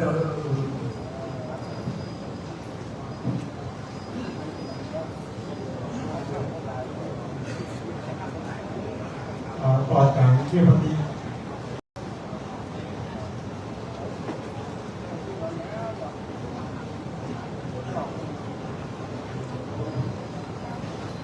เมปะเกปะเกปะหายะสัพพะสัมปะเกสิทิยาสัพพะทุกขวินาศายะปะริตังโพธมังคลังเวปะเกปะเกปะหายะสัพพะสัมปะเกสิทิยาสัพพะพยาวินาศายะปะริตังโพธมังคลังเวปะเกปะเกปะหายาสัพพะสัมปะเกสิทิยาสัพพะโรคะวินาศายะปะริตังโพธมังคลังนิโกนาเมตังสัมเมตาภัตตันตังวิจิตาวิตาปาริตังพันนันตุสักเกกาเมจโลเปเกเดสิกาลตเตจันตาลิเกวิมาเนติเตระเตจักาเมตโรวนากังอเนเกงัวัตุเนเตเตภุมัฏฐาตโยจตุโลกาคัลลราชายามาราชาอินโตเดสุวรรณราชาริยาเมตโยโพธิสัตตาวกาจโยจะปุถุจนากัลยานาจะสัมมาทิฏฐิเทวะปัสสนาปุเทปัสสนาธัมเมปัสสนาสังเกพุทเทสักการวาธัมเมสักการวาสังเกการวาอิโตทานะโตยาวะพลัมปรายเลสุจักราเลสุมุ นิวลาวัจนังสาตโวโนสุนันโตธรรมัสสวนากาโลยัมปะทันตาธรรมัสสวนากาโลยัมปะทันตาธรรมัสสวนากาโลยัมปะทันตาสัมมังกาวันโตอะลังอันโตสัมมาสัมพุทธัสสะนะโมตัสสะภะคะวะโตอะโตสัมมาสัมพุทธัสสะนะโมตัสสะภะคะวะโตอะระหะโตสัมพุทธัสสะพุทธังสัลลันนังกัจฉามิธัมมังสัลลันนังกัจฉามิสังฆังกัญจามิโตติยัมเปพุทธังสัลลันนังกัญจามิโตติยัมเปธัมมังสัลลันนังกัญจามิโตติเปสังฆังสัลลันกัญจามิตันติยัมเปพุทธังสัลลันนังกัญจามิตันติยัมเปธัมมังกัญจามิตันติยัมเปสังฆังสัลลันนังกัญจามิเทวังกาลาสัมปุตโตเทปันโตพุทธังมังกาลมังกัมมังสัมตุงขาปังมุจจเลธัมโมมังกาลาสัมปุตโตกัมเปโลตุตันโสธรรมะมังกาลมังกัมมังสัมปังขันยัมปังมุจจเลสัมโฆมังกาลาสัมปุตโตตังขีนายโยโลสังฆามังกาลมังกัมมังสัมปะโลกาปังมุจจเลลูกโนนานโถปันโตสัมโพธิมุตตัมมังจักตุสัจจังกาเสเสธัมมาจังกัมปวัตตาเยเทนะสัญญาวัจเจนาโหตุเมจายามังกาลังปัญจมาเลจินโนนาโตปันโตติมุตธัมมังจันตุสัจจังปังกาเสเสธัมมาจังกัมปวัตตาเยเทนะสัญญาวัจเจโหตุเตจายามังกาลังปัญจมาเลจินโนนาโตปันโตสัมโพธิมุตธัมมังจันตุสัจจังกาเสเสธัมมาจังกัมปวัตตาเยเตนะสัจจาโหตุเตจายามังกาลังสาสานาสัญญาโลกันสาวุธิภังวันตุสัมปันตังสาสานัมเปยาโลกันจาเทวากันตุสัมปันตังสันติงวันตสมเทสัมเปปาเลวาเรอัตตานุเดกาสุมานาวันตุสังอันสัมเปยาติเพลาจโตวะโจ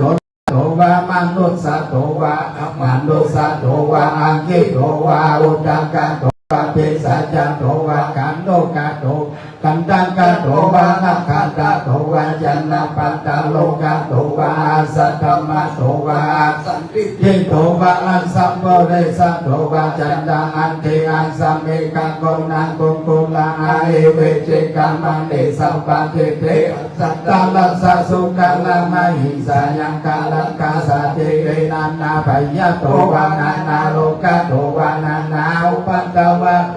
อาลังกังกันนันโตปานิธานาโตปัญญายันตังกังกันตังสัตตังสะปารังเมโยตัสสะอุปปารังเมโยตัสสะปาลังมัตถะปารังเมโยปัญญามหาปาริจันเตติโสตาวิยาปัสสิมาภเวกัปภาวะกันติจันติงาติเนกัมมานัมปัตตะนะจาริยังโพธิปัลลังเกมังลาวิจัยยังสัพพัญโยตายานาคัตเตเวตังนาวะโลกุตตะละธรรมเม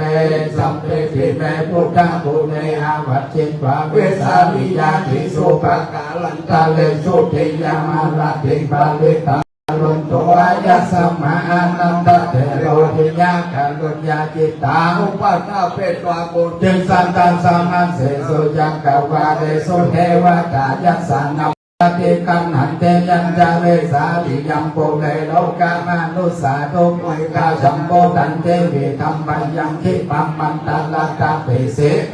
ตันตัมปันนามาเออาเสวนาจะพาลันนังปันเตตานันจะเสวนาปุจจาจะปุจจานิยานังเอตัมมังอุตตมังปฏิโลปะเตสาวะโสจะปุเพยักตาปุญญาตาตาสัมมาปานิเตจาย นามุตตะมังปะวิสัจจัญจาสิปัญจเกณายโยจักสุสิกิโตสุภาสิตาจายาวาจาเอตัมมังกัลลามุตตะมังมาตาปิตุอุปทานังโภคทัลลาสสังฆาโออานาคุลาจักกัมมันตาเอตัมมังกัลลามุตตะมันตานัญจาธัมมัญจาติยังจยันตกานัญจาสังฆาโอวานาวัจจาเนกัมมาเนตัมมังกัลลามุตตะมังนาติเวลาติปามัจจปานาจะสัญญาโมปามาโตจะธรรมเมโสเอตัมมังกาลามุตตะมังกาลาวานิวัตโตจะสัญโยติจักกันตัญโยจักกาเลนะธรรมะสาวานังเอตัมมังกาลามุตตะมาเอตะมันังจะทัสสะนังกาเลนะธรรมะสากัจจายตัมมังกาลามุตตะมันตะโพจะธรรมะจาริยัญจาริยัสสะทัสสะนังนิพพานาสัสสิเกวิญญาณใจตัมมังกาลามุตตะมังพุทธัสสะโมกะธัมเมจิตตายาสนะกัมปะเตอาสุขังนิราชังมังเอตัมมังกาลามุตตะมังเอตาริสานิกัตวานาสัมปัตตะมังปะลาจิตตาสัมปัตตะโสติกัจฉันติตันใจสามังกาลามุตตะมันติมหามังกาลาสุตังขีนังโพละนังนาวังนาติสัมภวังเดรตาจิตตาภาวะสัมนิเตตินาวิชาภิรุราอิฉันตานิปันติทิลายะทายัมปาติโปเอตัมปิสังเขลัตตานังปานิทังเอเตนะสัจเจนะโสวัตเตหนโตยานิทาโพธังนิสัมมังกัตตานิภูมานิวัญญานิมาตาลิเขตเทวะพุทธะนาถาตังเทวะมานุสาปุจิตังอุทานามัสสามาโสวัตเตหนโตยานิทาพุทธานิสัมมาภูมานิวายานิวานตาลิเขตถาคตังเทวะมานุสาปุจิตังธรรมังนามัสสามาโสวัตเตหนโตยานิทาพุทธานิสัมมากัตตานิภูมานิวายานิวานตาลิเขตถาคตังว่ามนุษย์ผู้จิตตังสังฆนามัสสามาโสวัตเทหนตุนันโทปานันทปุจจกังวิพุทธามาอิติพุทเทนะเทระพุทธเทนะธรรมาปยันโตอิตุปัฏเทสาวิธินาจิตตวามุนิโตตันเตจัสสะภวันตุเตยมังกาลานินันโตปานันทปุจจกังวิพุทธามาอิติพุทเทนะเทระพุทธเทนะธรรมาปยันโตอิตุปัฏเทสาวิธินาจิตตวามุนิโตตันเตจัสสะภวันตุเตยมังกาลานินันโตปานันทปุจจกังวิพุทธามาอิติพุทเทนะเทระพุทธเทนะธรรมาปยันโตปัญจสาวิธินาเจตวามุนิโตตันเตจัสสะภวันตุเตจยมังกาลานิมหากาลุนิโกนาโตยิตายัสสะปะปานินังโกเลตวะปาลังนิสัพพะปันโตสัมโพธิโมกังเตเทนะสัจจวัจเจนาโหตุเตจยมังกาลังเนยังตุโพธิยาบุเลสักยะธรรมังทิวัตโนเอวังตวังอิจโยอิจยันสุจยมังกาเลปะละจิตตปันตังเกสิเสปันทาวิโภคาเลอาภิเสเกสัพพะพุทธานังนักขปโตปโมทเตตังสุมันกาลังสุปาปาตังสุโอทิตังสุขันโนสุโมโหโดยะสุยิตังรัมมาจาริสุปตักขินังกัญญกัมมังวาจากัมมังปตักขินังปตักขินังมโนกัมมังปัญญิเทเตตักขินาปันตังขินานิกัตวานะลาพันตเทปตักขิเนภวตุสัพพมังคลังลักขันตุสัพพเทวตาสัพพพุทธาภาเวนะสัทธาสุขีภวันตุเทภวตุสัพพมังคลังลักขันตุสัพพเทวตาสัพพธรรมานุภาเวนะสัทธาสุขีภวันตุเทภวตุสัพพมังคลังลักขันตุสัพพเทวตาสัพพสังฆานุภาเวนะสัทธาสุขีภวันตุเต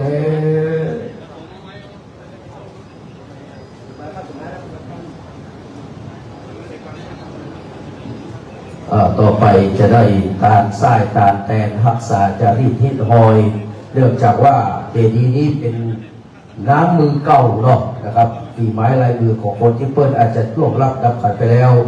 กับเขาก็จะกินตาลเขาจะตาลไส้ตาลแต่งให้ก่อนเรียนเชิญพ่อครู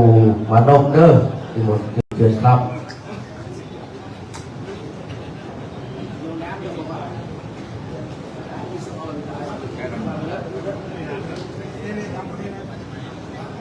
กับนักศึกษาเป็นเอาในวันในการร้านอย่างต้นและก้าวกำลังเอาไว้ในโครงการทั้งสองกันโยสันนิสิโนวะลัมโพธิโมเลมาลังเสนามหันติงดิงใจโยสัมโพธิมากันจิงวะอนันตัญญาลันโนโยโรกุตัมโมตังปันนะมานิบุญจังตังปันนะมานิธรรมังตังปันนะมามิสังฆังมุนโตดีและอาจจะในวันนี้หากเป็นวันอาทิตย์ที่15 เดือนมิถุนายนพุทธศักราช2568แห่ง5 ค่ำเดือนเก้าเนื้อตลอดมาถึงยังปัดธรรมมูลลาสันธาตั้งไปในแหลมภายนอกภายในไม้ท่านพระคุณเจ้าพระครูโอภาสปัญญาโคมท่านเจ้าอาวาสวัดดับไผ่รองเจ้าคณะอำเภอสามเมืองพร้อมโดยพระภิกษุสงฆ์องค์3มันเนนจุตุนจุองค์ที่อาศัยอยู่ในวัดดับไผ่แห่งนี้แลกลางภายนอกหมายมีคณะศิษยานุศิษย์พระเดชพระคุณพระมงคลหรือว่าหลวงปู่ทองสิริมังคโลพร้อมโดยพระภิกษุสงฆ์องค์3 พันเณรและคุณแห่งวัดพระธาตุเจ้าจอมทองวรวิหารได้ปากันมาเป็นคณะบ่อเต่าแต่นั้นมีคุณแม่จันฟองกิ้วแก้วหอมด้วยลูกหลานอันมีคุณเชิดพงกิ้วแก้วเป็นเก้าและคณะแพทย์พยาบาลเจ้าหน้าที่คณะแพทย์มหาวิทยาลัยเชียงใหม่และเครือข่ายเผยแพร่ธรรมพระสงฆ์และศรัทธาขึ้นสีขาวพร้อมด้วยคณะศรัทธาวัดดับไผ่และศรัทธาตั้งหลายผู้มีภาษาเลื่อมใสในพระพุทธศาสนาเดินทางมายังวัดดับไผ่แห่งนี้ในทิศตกออกเหนือใต้วัดนี้ผู้ข้าทั้งหลายจึงได้กระทำกำเป็นตามนั้นในวาระที่ญาณาได้อาวาสิละเลิกพร้อมกับด้วยจักในตอกไส้ตาลแตนนั้นเป็นเพียงน้ำกินน้ำมือของบรรพบุรุษแห่งข้าพเจ้าทั้งหลายหากว่าข้าพเจ้าได้กระทำสิ่งใดๆของวัดของว่าเกิดความเสียหาย2 อย่าง3 อย่างก็ดีเจนสายเอาติดดินเอาติดเท้าออกวัดไปกลัวเป็นบาปเป็นกรรมจะได้มาเป็นนิวรณธรรมกรรมอันจักมาภายนาแก่ผู้ฆ่าทั้งหลายตั้งวันนั้นบ่เอาแต่มันในคณะที่เดียวกันนี้ผู้ฆ่าทั้งหลายได้มาตู้แต่งแปลงยังสังฆทานหลังของก็ได้เอาเครื่องใจขัวเฮียนมาใส่ในลำเป่าคำในวันนี้นั้นบางทีบางเทื่อก็ได้มากัดกำเฝ้าฟังนอนยืนนั่งคามกายเหงื่อไขน้ำลายตกใส่ตั้งเส้นผมไม่ใหญ่ตกลุนใส่ของกินของกันล้างเจือปากันมาช่วยล้างช่วยจานแก้วน้ำบอกสะอาดหมดใส่ลงดึงไฟปังปานด้วยความประมาทนาสากลัวเป็นไผ่ยาตูดใหญ่จึงตกแต่งใจนำมายังตุกปะบุพาราชาดวงดอกเขาตอกดอกไม้เล็ดลำเตียนมาโสมายังเครื่องวิเศษนาการขอเครื่องวิเศษนาการเจ้าโปรดหา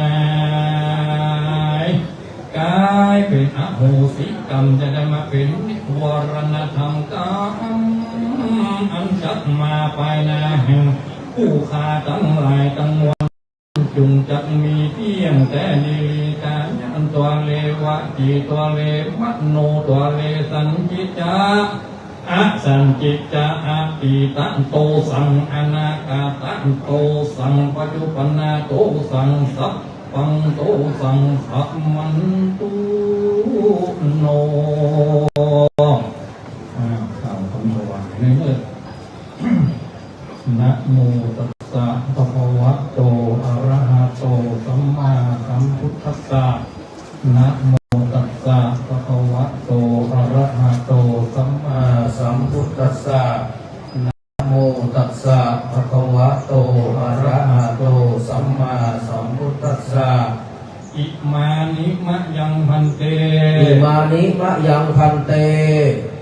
ปิยพันธานิ สัพพิยพันธานิ สัพปริวารานิ สัพปริวารานิ ภิกขุสังฆสา ภิกขุสังฆสาโอโนชยามะโอโนชยามะสาธุโนพันเตสาธุโนพันเต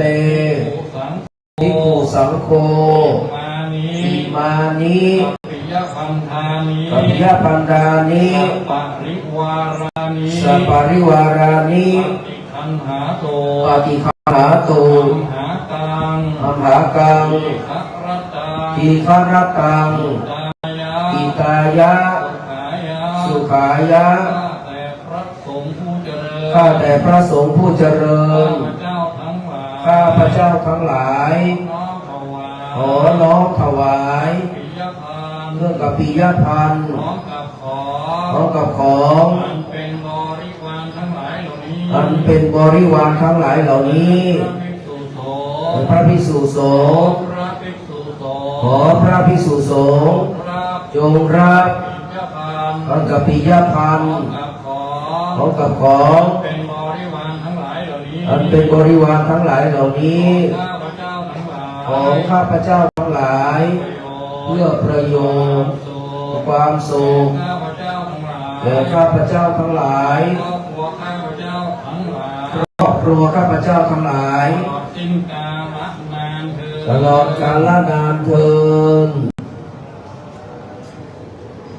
กราบขอกราบรัตนา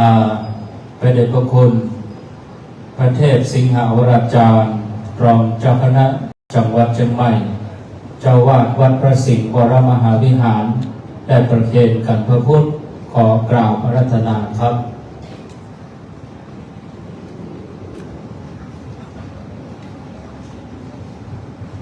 กราบนิมนต์หลวงพ่อพระครูโอภาสบุญคงเจ้าวาดวัดดับไพรองเจ้าคณะอำเภอเสมิงได้เข้าประเคนพระสงฆ์รูปที่หนึ่งขอกราบนิมนต์ครับกราบนิมนต์พระเดชพระคุณท่านเจ้าคุณพระศรีศิลปาจารย์ที่ปรึกษาเจ้าคณะภาค7ผู้ช่วยเจ้าวาดวัดพระธาตุสีจอมตองได้ประเคนพระเดชพระคุณพระเทพสิงหาวรจารย์ขอกราบนิมนต์ครับขอนิมนต์ท่านหลวงพ่อพระครูสาธุกิจจานันท์เจ้าคณะอำเภอไดหล่อวัดพระธาตุไดน้อยกราบนิมนต์ท่านพระครูกันตัดพระครูกัลยาณกิจสุตตะกัลยาณกิจเจ้าวาดวัดดงหลวงเวียงหนองร่องเป็นเขตครับจากนั้นขอเจริญพรเชิญตัวแทนคณะเจ้าภาพคณะศรัทธาญาติโยมที่มีรายชื่อดังต่อไปนี้ได้เข้าประเคนตามลำดับเจริญพรเชิญคุณเชิดพงษ์กิ่วแก้วในนามของคุณแม่จันทร์ฟองกิ่วแก้วเจริญพรเชิญพฤกษาทิติทาวินโชคคุณน้ำเพชรกิ่วแก้วคุณกัลยาคำปันคุณยุทธศาสตร์จันทร์ศรีวงศ์พันตำรวจเอกไกรศรีจุลพันธ์คุณวันวิไลเจริญพรเชิญรองศาสตราจารย์นายแพทย์สมศักดิ์ชาววิสิตเสรีคณบดีคณะแพทยศาสตร์มหาวิทยาลัยพะเยาคุณมณิวันดำรงศักดิ์ขอเจริญพรตามลำดับจากนั้นก็จะเป็นคณะศรัทธาวัดดับไพ ที่แจ้งเจตนาต่างวัดขอเจริญพรก็นานอินสมได้อ่านรายชื่อตามลำดับขอเจริญพร กับขอเรียนเชิญคุณบุญทองคุณแม่ปิยนุชศรีธินะครับขอเรียนเชิญท่านอาจารย์มานพปิยวงศ์ด็อกเตอร์นะครับขอเรียนเชิญคุณท่านดาบพนมผู้ทองขอเรียนเชิญคุณแม่เรียมสายมีขอเรียนเชิญคุณยงยุทธมาคีขอเรียนเชิญคุณเสน่ห์คุณอัมพามิ่งสิริรัตน์ขอเรียนเชิญคุณแม่สมคิดอินทรสขอเรียนเชิญคุณแม่สมบูรณ์แถวสุวรรณโชติขอเรียนเชิญคุณวิมลขันธนัทขอเรียนเชิญคุณแม่จรินจำวงขอเรียนเชิญนะครับคุณแม่จำเรือนอุ่นขอเรียนเชิญแม่ทองใบชัยยศักดิ์ขอเรียนเชิญแม่สมศรีขันเมียงขอเรียนเชิญอาจารย์วิภาสิริชมพูขอเรียนเชิญคุณแม่อรยาขันธจักรขอเรียนเชิญคุณแม่จันเพ็ญแก้วทากับประเคนซ้ำไม่เป็นไรนะครับขอเรียนเชิญคุณพิชยากาพรหมขอเรียนเชิญท่านอาจารย์เยาวภารณบุตรขอเรียนเชิญคุณยายประทุมสมเขื่อนคุณยายชรัตน์อินทรสคุณอังคณาสิริปัญโยหรือว่าป้าสมนะครับขอเรียนเชิญคุณชยาภาบุญญสิทธิเวชและคุณสุภานินยกนมัสการกราบพระธนาพระมหาวิริพันธ์กิตาเมโทขอเรียนเชิญคุณทองพูนเขื่อนเพชรขอเรียนเชิญคุณสุริพรนาคาขอเรียนเชิญมิสเตอร์โรบินฮอริสเตอร์ขอเรียนเชิญคุณปริยานินยกขอเรียนเชิญคุณวาสนาบุรเนศขอเรียนเชิญคุณแม่ศรีบุตรสุปินรักขอเรียนเชิญคุณพรพัฒน์ทรัพย์สุคนธากับหมอพระนะครับขอเรียนเชิญคุณเทวริศคุณสิวิมลเขื่อนคำขอเรียนเชิญพ่อกำนันเย็นแสงตาล่าขอเรียนเชิญท่านประธานชุมชนวัดประสาทสมจิตจันทวีขอเรียนเชิญนะครับคุณกันตพลนะครับพี่เกณฑ์ท่านผู้พิพากษาสมทบศาลเยาวชนนะครับจังหวัดเชียงใหม่นะครับศาลเยาวชนและครอบครัวจังหวัดเชียงใหม่ขอเรียนเชิญคุณเทิดเกียรติเกิดนุพคุณครับรองนายกเทศมนตรีนะครับเทศบาลเมืองแม่เหียนะครับขอเรียนเชิญคุณสุพันธนิดาชาววิสิตเสรีขอเรียนเชิญท่านผอ.บุญเสริญสุริยานะครับอดีตผอ.โรงเรียนยุพราชนะครับขอเรียนเชิญท่านชาญชัยกีราแปลงนะครับอดีตขนส่งจังหวัดนะครับเชียงใหม่นะครับขอเรียนเชิญท่านพันตำรวจโทวิษณุโลมุสิทธิ์นะครับท่านสารวัตรป้องกันปราบปรามสพ.เมืองเชียงใหม่นะครับขอเรียนเชิญตามรายชื่อดังนี้นะครับกับท่านชาญชัยกีราแปลงนะครับท่านเป็นคนแม่แตงก็ใช่ครับเมืองฝางก็เป็นนะบ้านเราก็เป็นนะครับชาญชัยกีฬาแปลงนะครับฮับกีฬานะครับ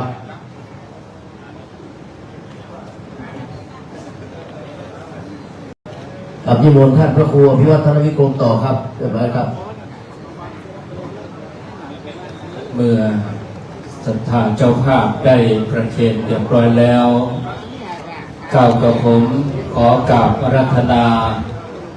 พระเดชพระคุณท่านเจ้าคุณพระเทพสิงหวรจารย์ในนามประธานที่ประกอบพิธีวางศิลาฤกษ์ในวันนี้พระเดชพระคุณ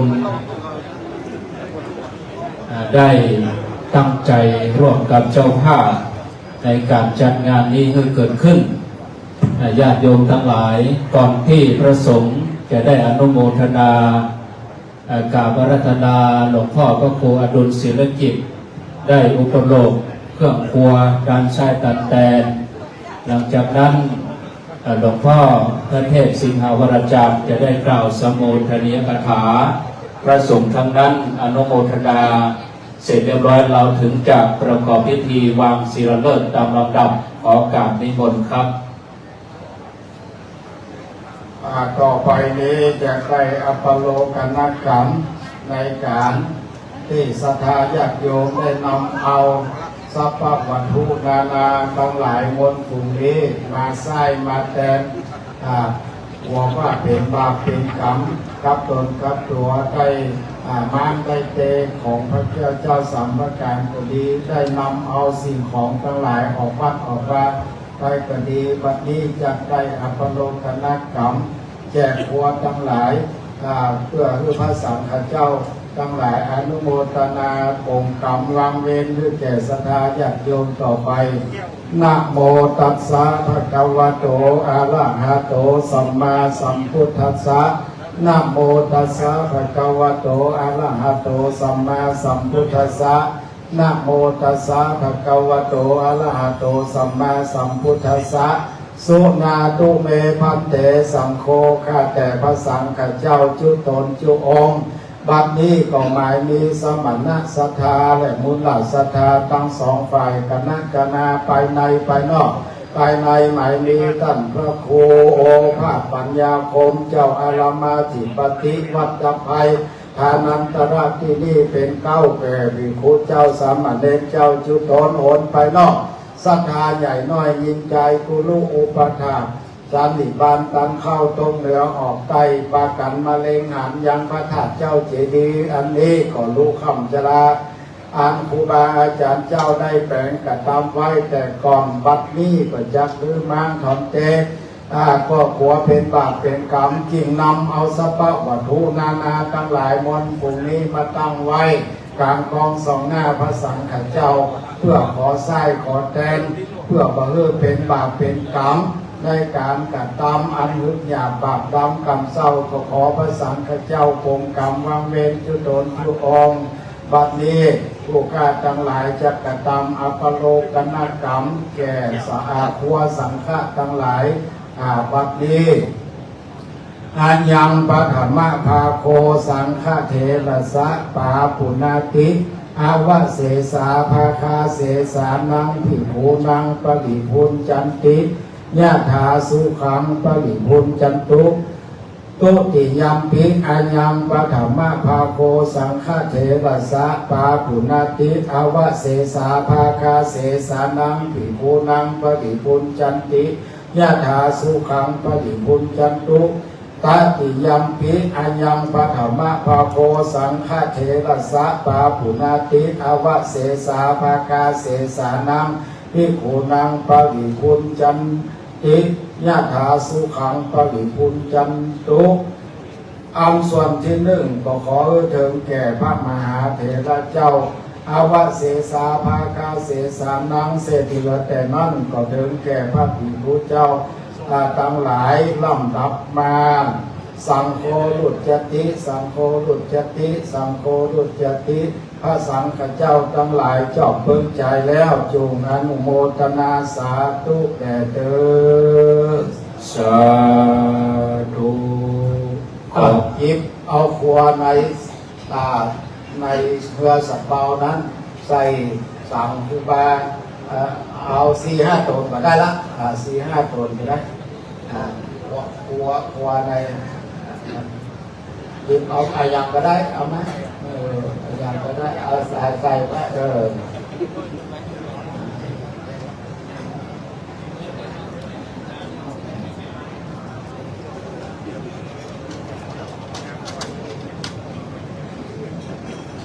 วันนี้ครูบาอาจารย์พระสังฆเจ้าได้อุปโลกเครื่องครัวตานไส้ตานแตนเพื่อไปได้เป็นบาปเป็นกรรมแจกแจงกันไปตามนั้นศรัทธาญาติโยมศาลาได้มาใจมาสอยก็ได้เป็นบาปเป็นกรรมต่อไปอันนี้ครูบาอาจารย์แบบเบาโบราณเปิดลึกซึ้งในการประกอบพิธีตามโบราณล้านนาประเพณีก่อนที่จะได้รับพรจะได้กราบนิมนต์พระเดชพระคุณพระเทพสิงหวราจารย์ รองเจ้าคณะจังหวัดเชียงใหม่เจ้าวาดวัดพระสิงห์วรมหาวิหารกราบนิมนต์พระเดชพระคุณได้กล่าวสมโภชนียกถาหลังจากนั้นพระสงฆ์ทั้งนั้นจะได้อนุโมทนาสถาห้าปอนตามลำดับขอกราบนิมนต์ครับ ขอถวายความเคารพนับถือครูบาอาจารย์พระมหาเถรานุเถระนั้นมีพระเจ้าคุณพระราชมุนีรองเจ้าคณะจังหวัดเชียงใหม่วัดสวนดอกท่านเจ้าคุณภาวนาธรรมพิรัตน์เจ้าคณะอำเภอเมืองเชียงใหม่วัดลำเปิดท่านเจ้าคุณศรีศิลปจารย์ที่ปรึกษาเจ้าคณะภาค7ผู้ช่วยเจ้าวาดประธานศิลป์จำตองหลวงปู่ครูบาวัดมองคำตวงพระมหาเถรานุเถระทุกรูปขอเจริญพรคุณแม่จันทองคิวแก้วคุณเชิดพงษ์คิวแก้วและตระกูลคิวแก้วก็เป็นประธานและท่านสาธุชนแขกผู้มีเกียรติทุกท่านซึ่งมีจำนวนนักเราสามารถที่จะกล่าวชื่อกล่าวนามในหมวดเปเซียมทางพิธีกรว่าขอได้สัมโภชนิกถาหรืออนุโมทนาก็คือการกล่าวแสดงความชื่นชมยินดีในบุญกุศลที่ทำในครั้งนี้พระธาตุเจดีย์องค์นี้สร้างขึ้นเป็นองค์ที่เสาเก่าโดยคุณแม่จันฟองคิวแก้วแล้วก็มีคุณเชิดพงษ์คิวแก้วผู้เป็นอภิชาตบุตรเป็นผู้ดำเนินการในนามของคณะศิษยานุศิษย์ของพระเดชพระคุณหลวงปู่พระพรหมมงคลหลวงปู่ทอง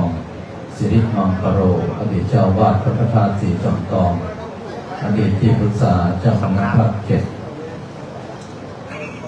แล้วก็บริษัทเพชรอินทรีย์ทรานสปอร์ตบริษัทเกมรัฐทรานสปอร์ตบริษัทนครหลวงคอนกรีตตลอดจนถึงเครือข่ายเผยแพร่ธรรมพระสงฆ์และสถานคลื่นสีขาวซึ่งนำโดยครูบาอาจารย์วัดวาอารามต่างๆพร้อมด้วยศรัทธาญาติโยมมากันนักถึงในจังหวัดเชียงใหม่จังหวัดลำพูนลำปางเชียงรายเป็นต้นที่ได้ทราบข่าวแล้วก็มาร่วมบุญกุศลครั้งนี้เป็นที่น่าสังเกตอย่างหนึ่งก็คือเวลาคุณแม่จันฟองคิวแก้วกดีคุณเชิดพงษ์คิวแก้วพร้อมด้วยครอบครัวจะไปสร้างพระธาตุเจดีย์ที่ไหนอย่างไรนั้นจะบ่ลืมอย่างหนึ่งก็คือจะไปในนามของคณะศิษยานุศิษย์ของพระเดชพระคุณหลวงปู่พระพรหมมงคลเอาหลวงปู่เป็นนำเพราะหลวงปู่เป็นที่เคารพสักการะบูชาของตระกูลคิวแก้วในนามของศิษยานุศิษย์คุณเชิดพงษ์ก็ดีคุณแม่จันฟองก็ดีมีความเคารพนับถือในพระเดชพระคุณหลวงปู่พระพรหมมงคลเพราะนั้นการสร้างพระธาตุเจดีย์นั้นเอาไปวัดวาอารามที่ใดแห่งใดแม้จะมีโบสถ์มีวิหารมีกุฏิแต่ถ้าบ่มีพระธาตุเจดีย์แล้วก็เหมือนวัดนั้นบ่มีความสมบูรณ์เพราะนั้นตระกูลคิวแก้วโดยคุณเชิดพงษ์คิวแก้วเป็นผู้ดำเนินการได้เจริญรอยตามหลวงปู่สร้างพระธาตุเจดีย์หลายที่หลายแห่งหลายจังหวัดจนองค์นี้เป็นองค์ที่เสาเก่าบางที่บางแห่งนั้นแม้จะเป็นพระธาตุเจดีย์ไปแล้วชำรุดทรุดโทรมก็ดีมีการบูรณะปฏิสังขรณ์เหมือนวัดดับภัยในวันนี้ได้ทำการบูรณะปฏิสังขรณ์ต่อเติมเสริมต่อเพื่อดีเพื่องามยิ่งขึ้นแล้วก็มีพิธีกรรมโดยการมีการสูดการถอน มีการตานไส้ตานแตนก็เป็นการรักษาจารีตหีบหอยดั้งเดิมเพื่อให้ผู้ที่ได้ก่อได้สร้างได้แปลงไว้เพื่อได้รับทราบและอนุโมทนาบุญด้วยเพราะนั้นวันนี้จึงเป็นบุญใหญ่บุญหลวงก็ขออนุโมทนาชื่นชมยินดีในบุญกุศลที่ตระกูลคิวแก้วโดยคุณแม่จันทร์ฟองคิวแก้วคุณเชิดพงษ์คิวแก้วพร้อมด้วยครอบครัวลูกหลานและบริษัทเพชรอินทรีย์ทรานสปอร์ตบริษัทเอมรัตทรานสปอร์ตบริษัทนครหลวงคอนกรีตในนามบริษัทพร้อมด้วยเครือข่ายเผยแผ่ธรรมประสงค์ศรัทธาคลื่นสีขาวหลายจังหวัดแล้วก็แขกผู้มีเกียรติผู้รักผู้ใหญ่ที่มาร่วมในวันนี้จะได้บุญได้กุศลเหมือนกันหลวงปู่มีอย่างหนึ่งก็คือจะมาร่วมทำบุญจะนักจะน้อยมาเป็นอย่างแต่หลวงปู่ขอให้มีบริวารให้คนได้ห่วงกินห่วงทานได้มีส่วนรับรู้ได้บุญได้กุศลด้วยเพราะนั้นด้วยอานิสงส์ผลบุญที่ได้ร่วมกันกระทำบำเพ็ญในวันนี้ขอให้เป็นส่วนปฏิพรเป็นบุญกุศลมาปกป้องคุ้มครองรักษาทุกท่านทุกคนได้อยู่ด้วยความร่มเย็นเป็นสุขนิรันดร์กลาดแล้วจากโศกโรคภัยพยันตรายทั้งหลายทั้งปวงเจริญด้วยอายุวันนะสุขภาละปฏิภาณคณสารธรรมสารสมบัติรุ่งเรืองด้วยลาภยศสรรเสริญสุขมุ่งมา่ปรารถนาสิ่งหนึ่งประการใดขอเพื่อสมความตั้งใจจงทุกประการด้วยเถิด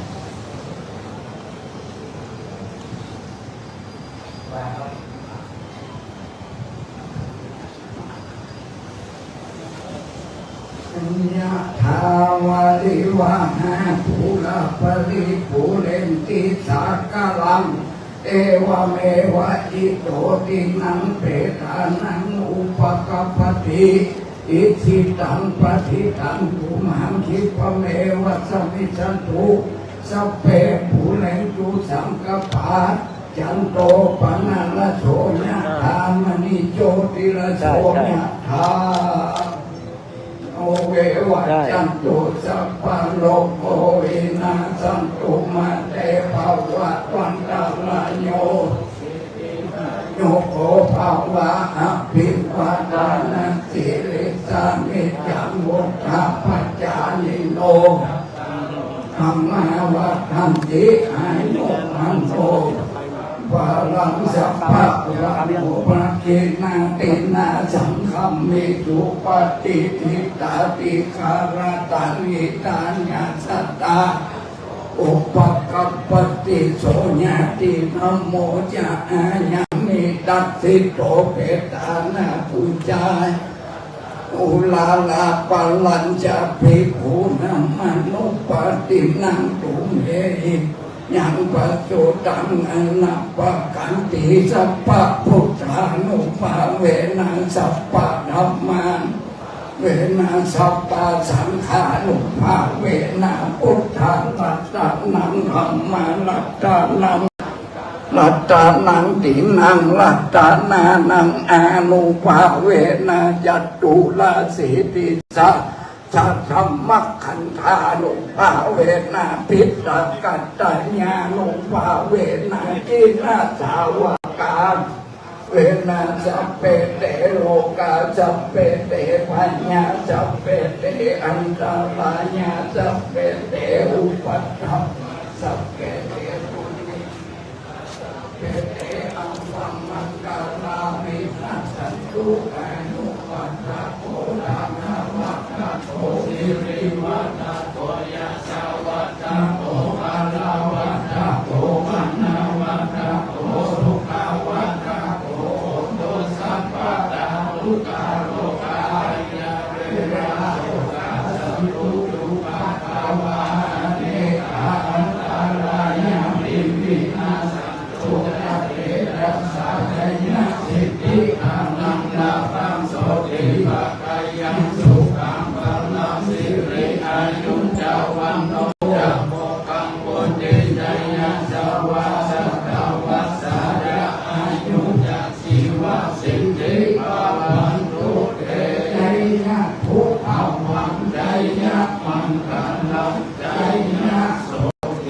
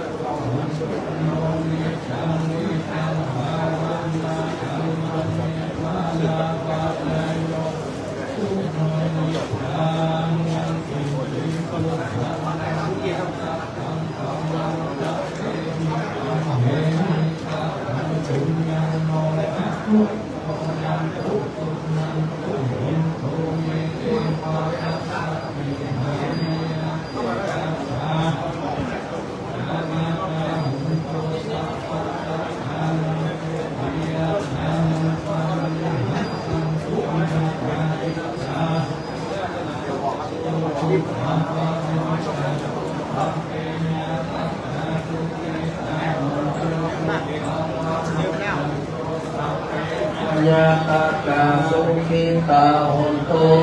อัปปะโมจันโตสัพเพวิปัสสัพเพยะกาสัพเพเปกาสุขิตาหุนตุทุกขาปัมมุจันโตสัพเพนัสสัตตาสุขิตาหุนตุ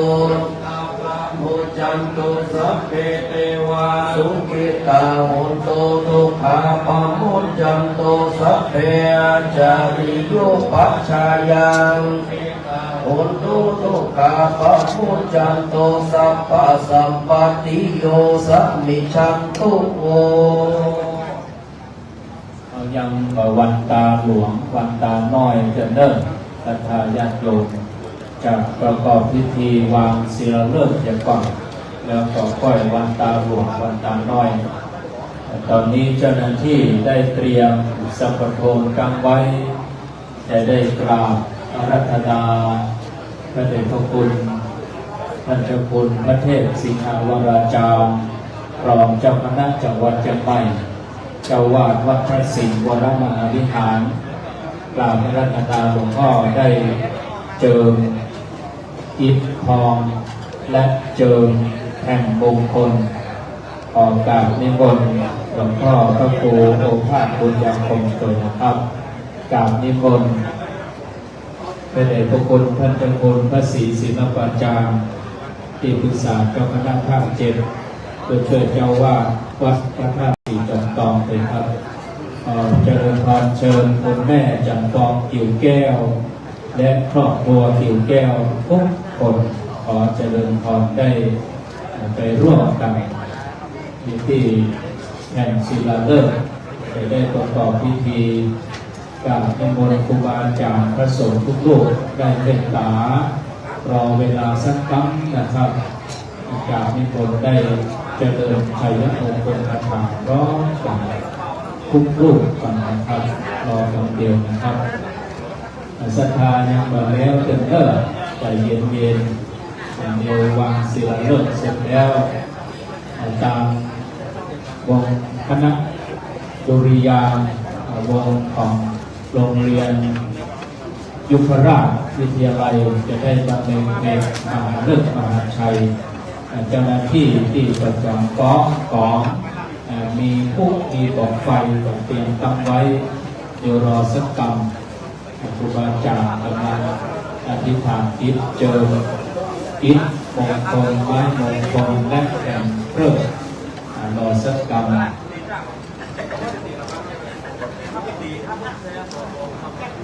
สำหรับของที่เราเลือกนั้นการคุณแม่จันทองกิ่วแก้วพร้อมลูกหลานโดยคุณเชิดพงษ์กิ่วแก้วได้ตั้งใจแปลงเรียนด้านหน้าเป็นรูปของครูบาเจ้าศรีวิจัยด้านหลังเป็นรูปของเจดีย์วัดดับไผ่เจ้าภาพตั้งใจแจกมือศรัทธาที่เป็นคณะเดินทางมาจากต่างอำเภอต่างจังหวัดจำนวนรถตู้125 กรัมเพื่อตัวแทนมารับที่หน้าวิหารวัดดับไผ่รับที่ท่าน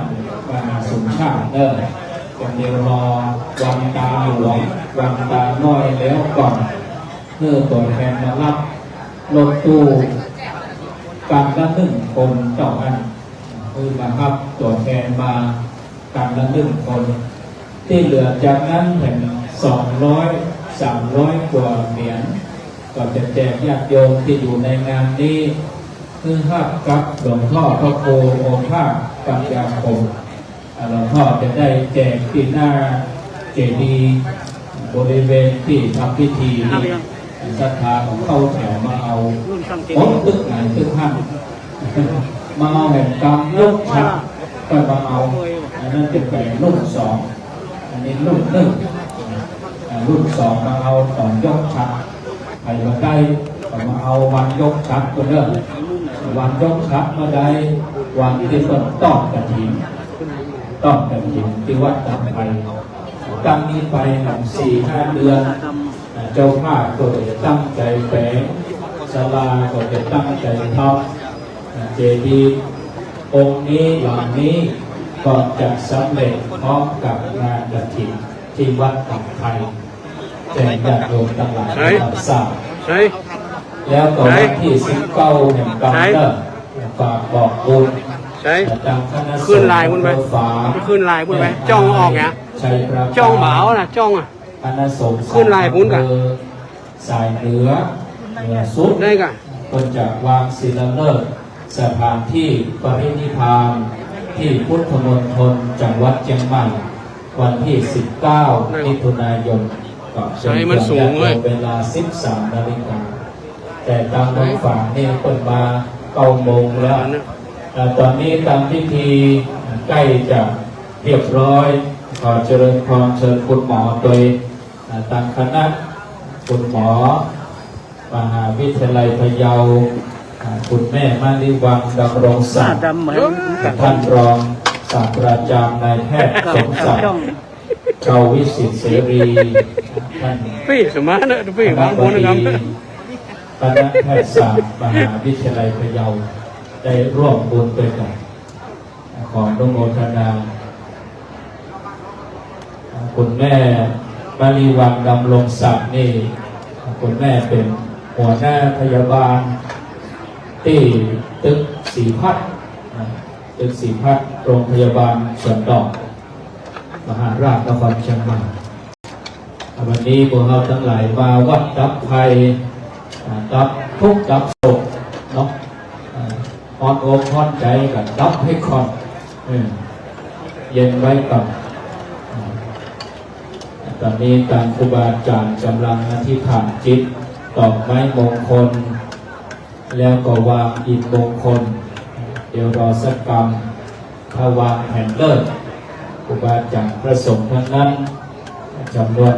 20 กว่ารูปจะได้เจริญชัยมงคลคาถาต่อไป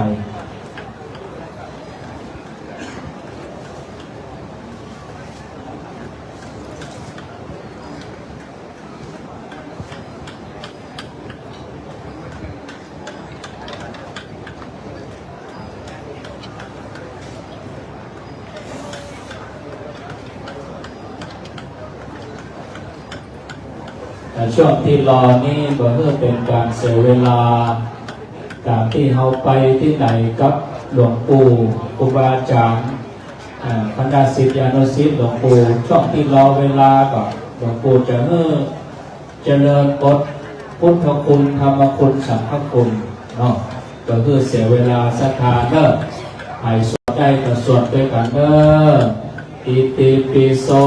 ภะคะวะอะระหังสัมมาสัมพุทโธวิชชาจารณะสัมปันโนสุขโตโลกวิทูอนุตตโรปุริสธรรมสารติสัทธาเทวมนุสสานังพุทโธภะคะวะติสวากขาโตภะคะวะตาธัมโมสันติติโกอาการิโกเตหิปัสสิโกโอปัญญิโกปัจจัตตังเวทิตัมโพโยนิ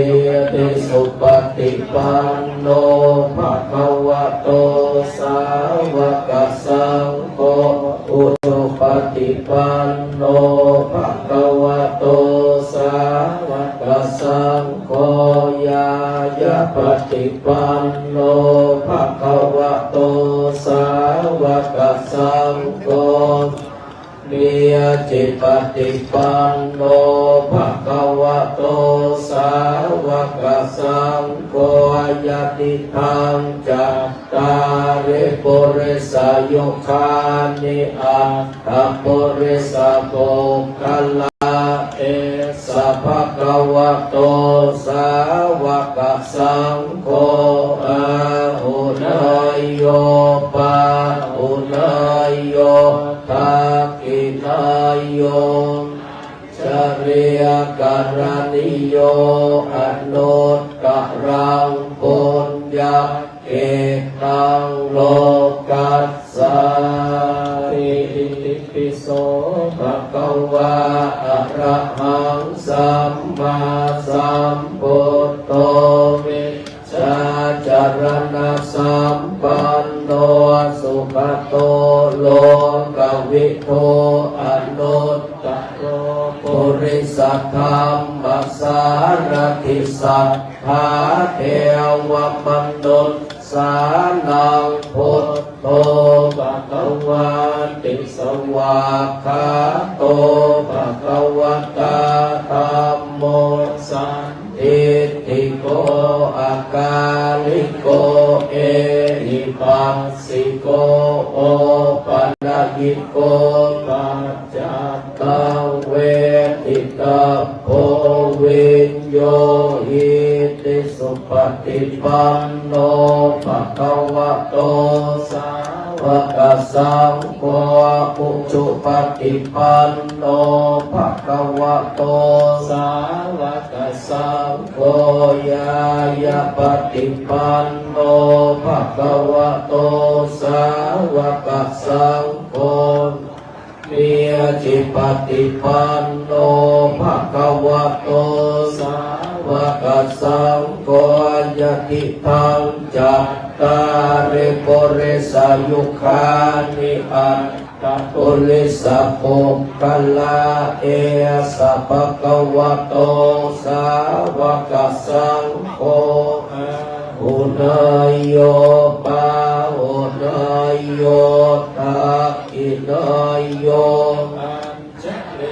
การณิโยอนุตตรังปุญญาเขตังโลกัสสาติปิโสภะคะวะอะระหังสัมมาสัมพุทโธวิชาจารณะสัมปันโนสุขโตโลกวิโทอนุตตโรปุริสธรรมสารทิสัทธาเทวมนุษย์นังพุทโธภะคะวะติสวากขาโตภะคะวะตาธัมโมสันทิติโกเอหิปัสสิโกโอปัญญิโกปัจจัตตังเวทิตัพโพวิญโยหิติสุปฏิปันโนวัตโตสาวกสังโฆอุชุปฏิปันโนภะคะวะโตสาวกสังโฆปฏิปันโนภะคะวะโตสาวกสังโฆสามีจิปฏิปันโนภะคะวะโตสาวกสังโฆยะติทังจัตตาริปุริสายุคานิอัตถปุริสาโภคัลลาสัพพะคะวะโตสาวกสังโฆอาหุนายโยปาหุนายโยทักขินายโยอัญชริยการณิโยอนุตตรังปุญญาเขตังโลกัสสาติปิโสภะคะวะอะระหังสัมมาสัมพุทโธวิชาจารณะสัมปันโนสุขโตโลกวิโทอนุตตโรปุริสธรรมสารทิสัทธาเทวมนุษย์สานังพุทโธภะคะวะติสวากขาโตภะคะวะตาธัมโมส สันทิกิโกอาการิโกเอหิปัสสิโกปัญญิโกปัจจัตตังเวทิตาโหวินโยหิบัดนี้พระสงฆ์มหาเถระพร้อมกับคณะเจ้าภาพได้ตอกไม้มงคลและวางอิฐมงคลเป็นที่เรียบร้อยต่อนนี้ไปจะได้ประกอบพิธีวางแผ่นศิลาฤกษ์ศรัทธาญาติโยมตั้งใจประนมมือพร้อมกันณบัดนี้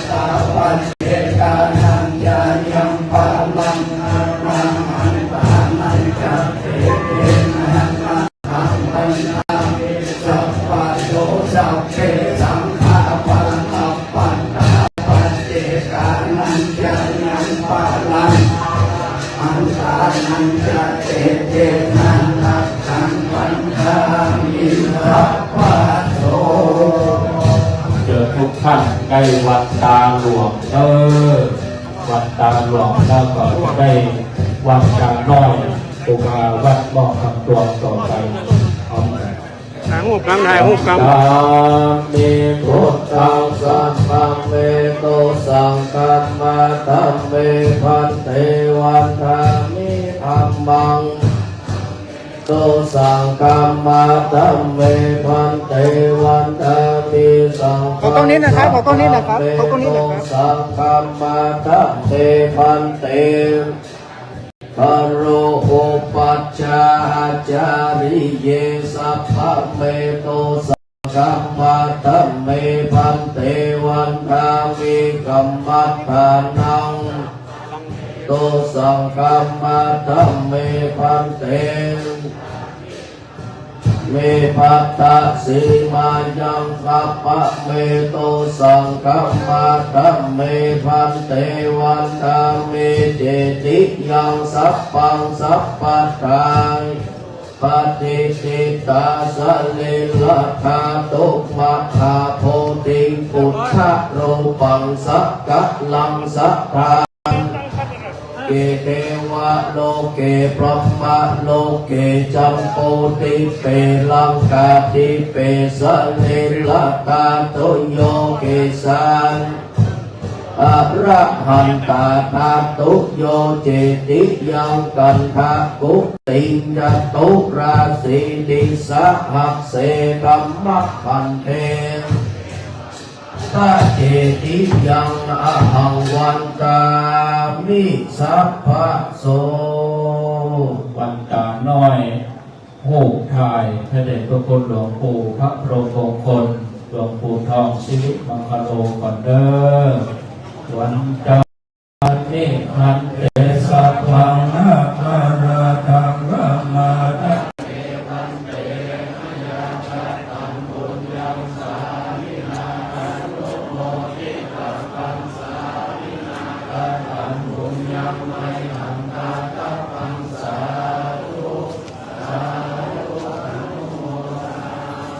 ต่อไปวันจานน้อยครูบาวัดออกคำตวงเด้อวันจานนิพันเตสัพพังอปะราทังการมะทะเนพันเตปุญญังสามินาอนุโมทิตัพพังสามินาคัจจังปุญญังไมหังตาตัพพังสาธุสาธุอนุโมทนา พุทธรักษาธรรมรักษาสังฆรักษาจัตตารโอธรรมาวทันติอายุกโนสุขังภะลา สาธุสักการนั่งที่เก่ากันเนิ่นขอกราบนิมนต์ครูบาวัดกุฎเต้าครูบาจันตั้งรังสีได้โปรดเมตตาปะพรมน้ำพุทธมนต์ให้กับศรัทธาญาติโยม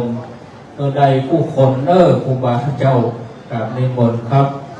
ขอขอบคุณครูบาอาจารย์พระเจ้าประสงค์ทุกลูกนะครับที่เป็นโปรดเมตตามาวันนี้เข้ามาหาเถระทุกลูกนะครับญาติโยมนั่งที่เดิมก่อนเดี๋ยวรอพระสงฆ์พ้นกลับก่อนถ้าศรัทธาเดียวไปตอนนี้ก็จะสูงครับพระสงฆ์พระผลครูบาอาจารย์จะไปเบียดไปต่ำเพิ่มจะเป็นบาปเป็นกรรมศรัทธาเนี่ยมันต้องลุกเตื้อเดี๋ยวครูบาพรมน้ำมนต์ก่อนใจเย็นๆพระนาง74ว่าต่อ ครับก็ขอขอบคุณและอนุโมทนากับท่านเจ้าภาพมีบุญเชิดพงษ์กิ่วแก้วเป็นต้นเป็นประธานขอให้ทุกคนทุกท่านนะครับได้ประกอบไปด้วยสัพพสิริสวัสดิ์พิพัฒนมงคลอุดมพูนผลไปด้วยจตุรพิกพรชัยทั้ง4ประการอายุวันนะสุขภระปฏิภาณธนสารสมบัติยิ่งยืนนานเจโตปณิธานการงานการเงินการดำเนินชีวิตการประกอบธุรกิจต่างๆนานาเกิดสิ่งหนึ่งสิ่งใดก็ขอมือสมดังความมุ่งบ้านปรารถนาเหมือนกันทุกคนเด้อสาธุนะครับและขอให้เดินทางกลับโดยสวัสดิภาพและปลอดภัยกราบนมัสการขอบพระคุณในท่านพระครูอภิวัฒนวิกรมนะครับหลวงพ่อที่คลื่นสีขาวเนาะได้นำศรัทธาญาติโยมมาเป็นปันชีวิตนะครับอันนี้คือบุญญาบารมีของทุกคนทุกท่านเด้อกับอนุโมทนาสาธุโดยนะครับบุญเป็นชื่อความดีของชีวิต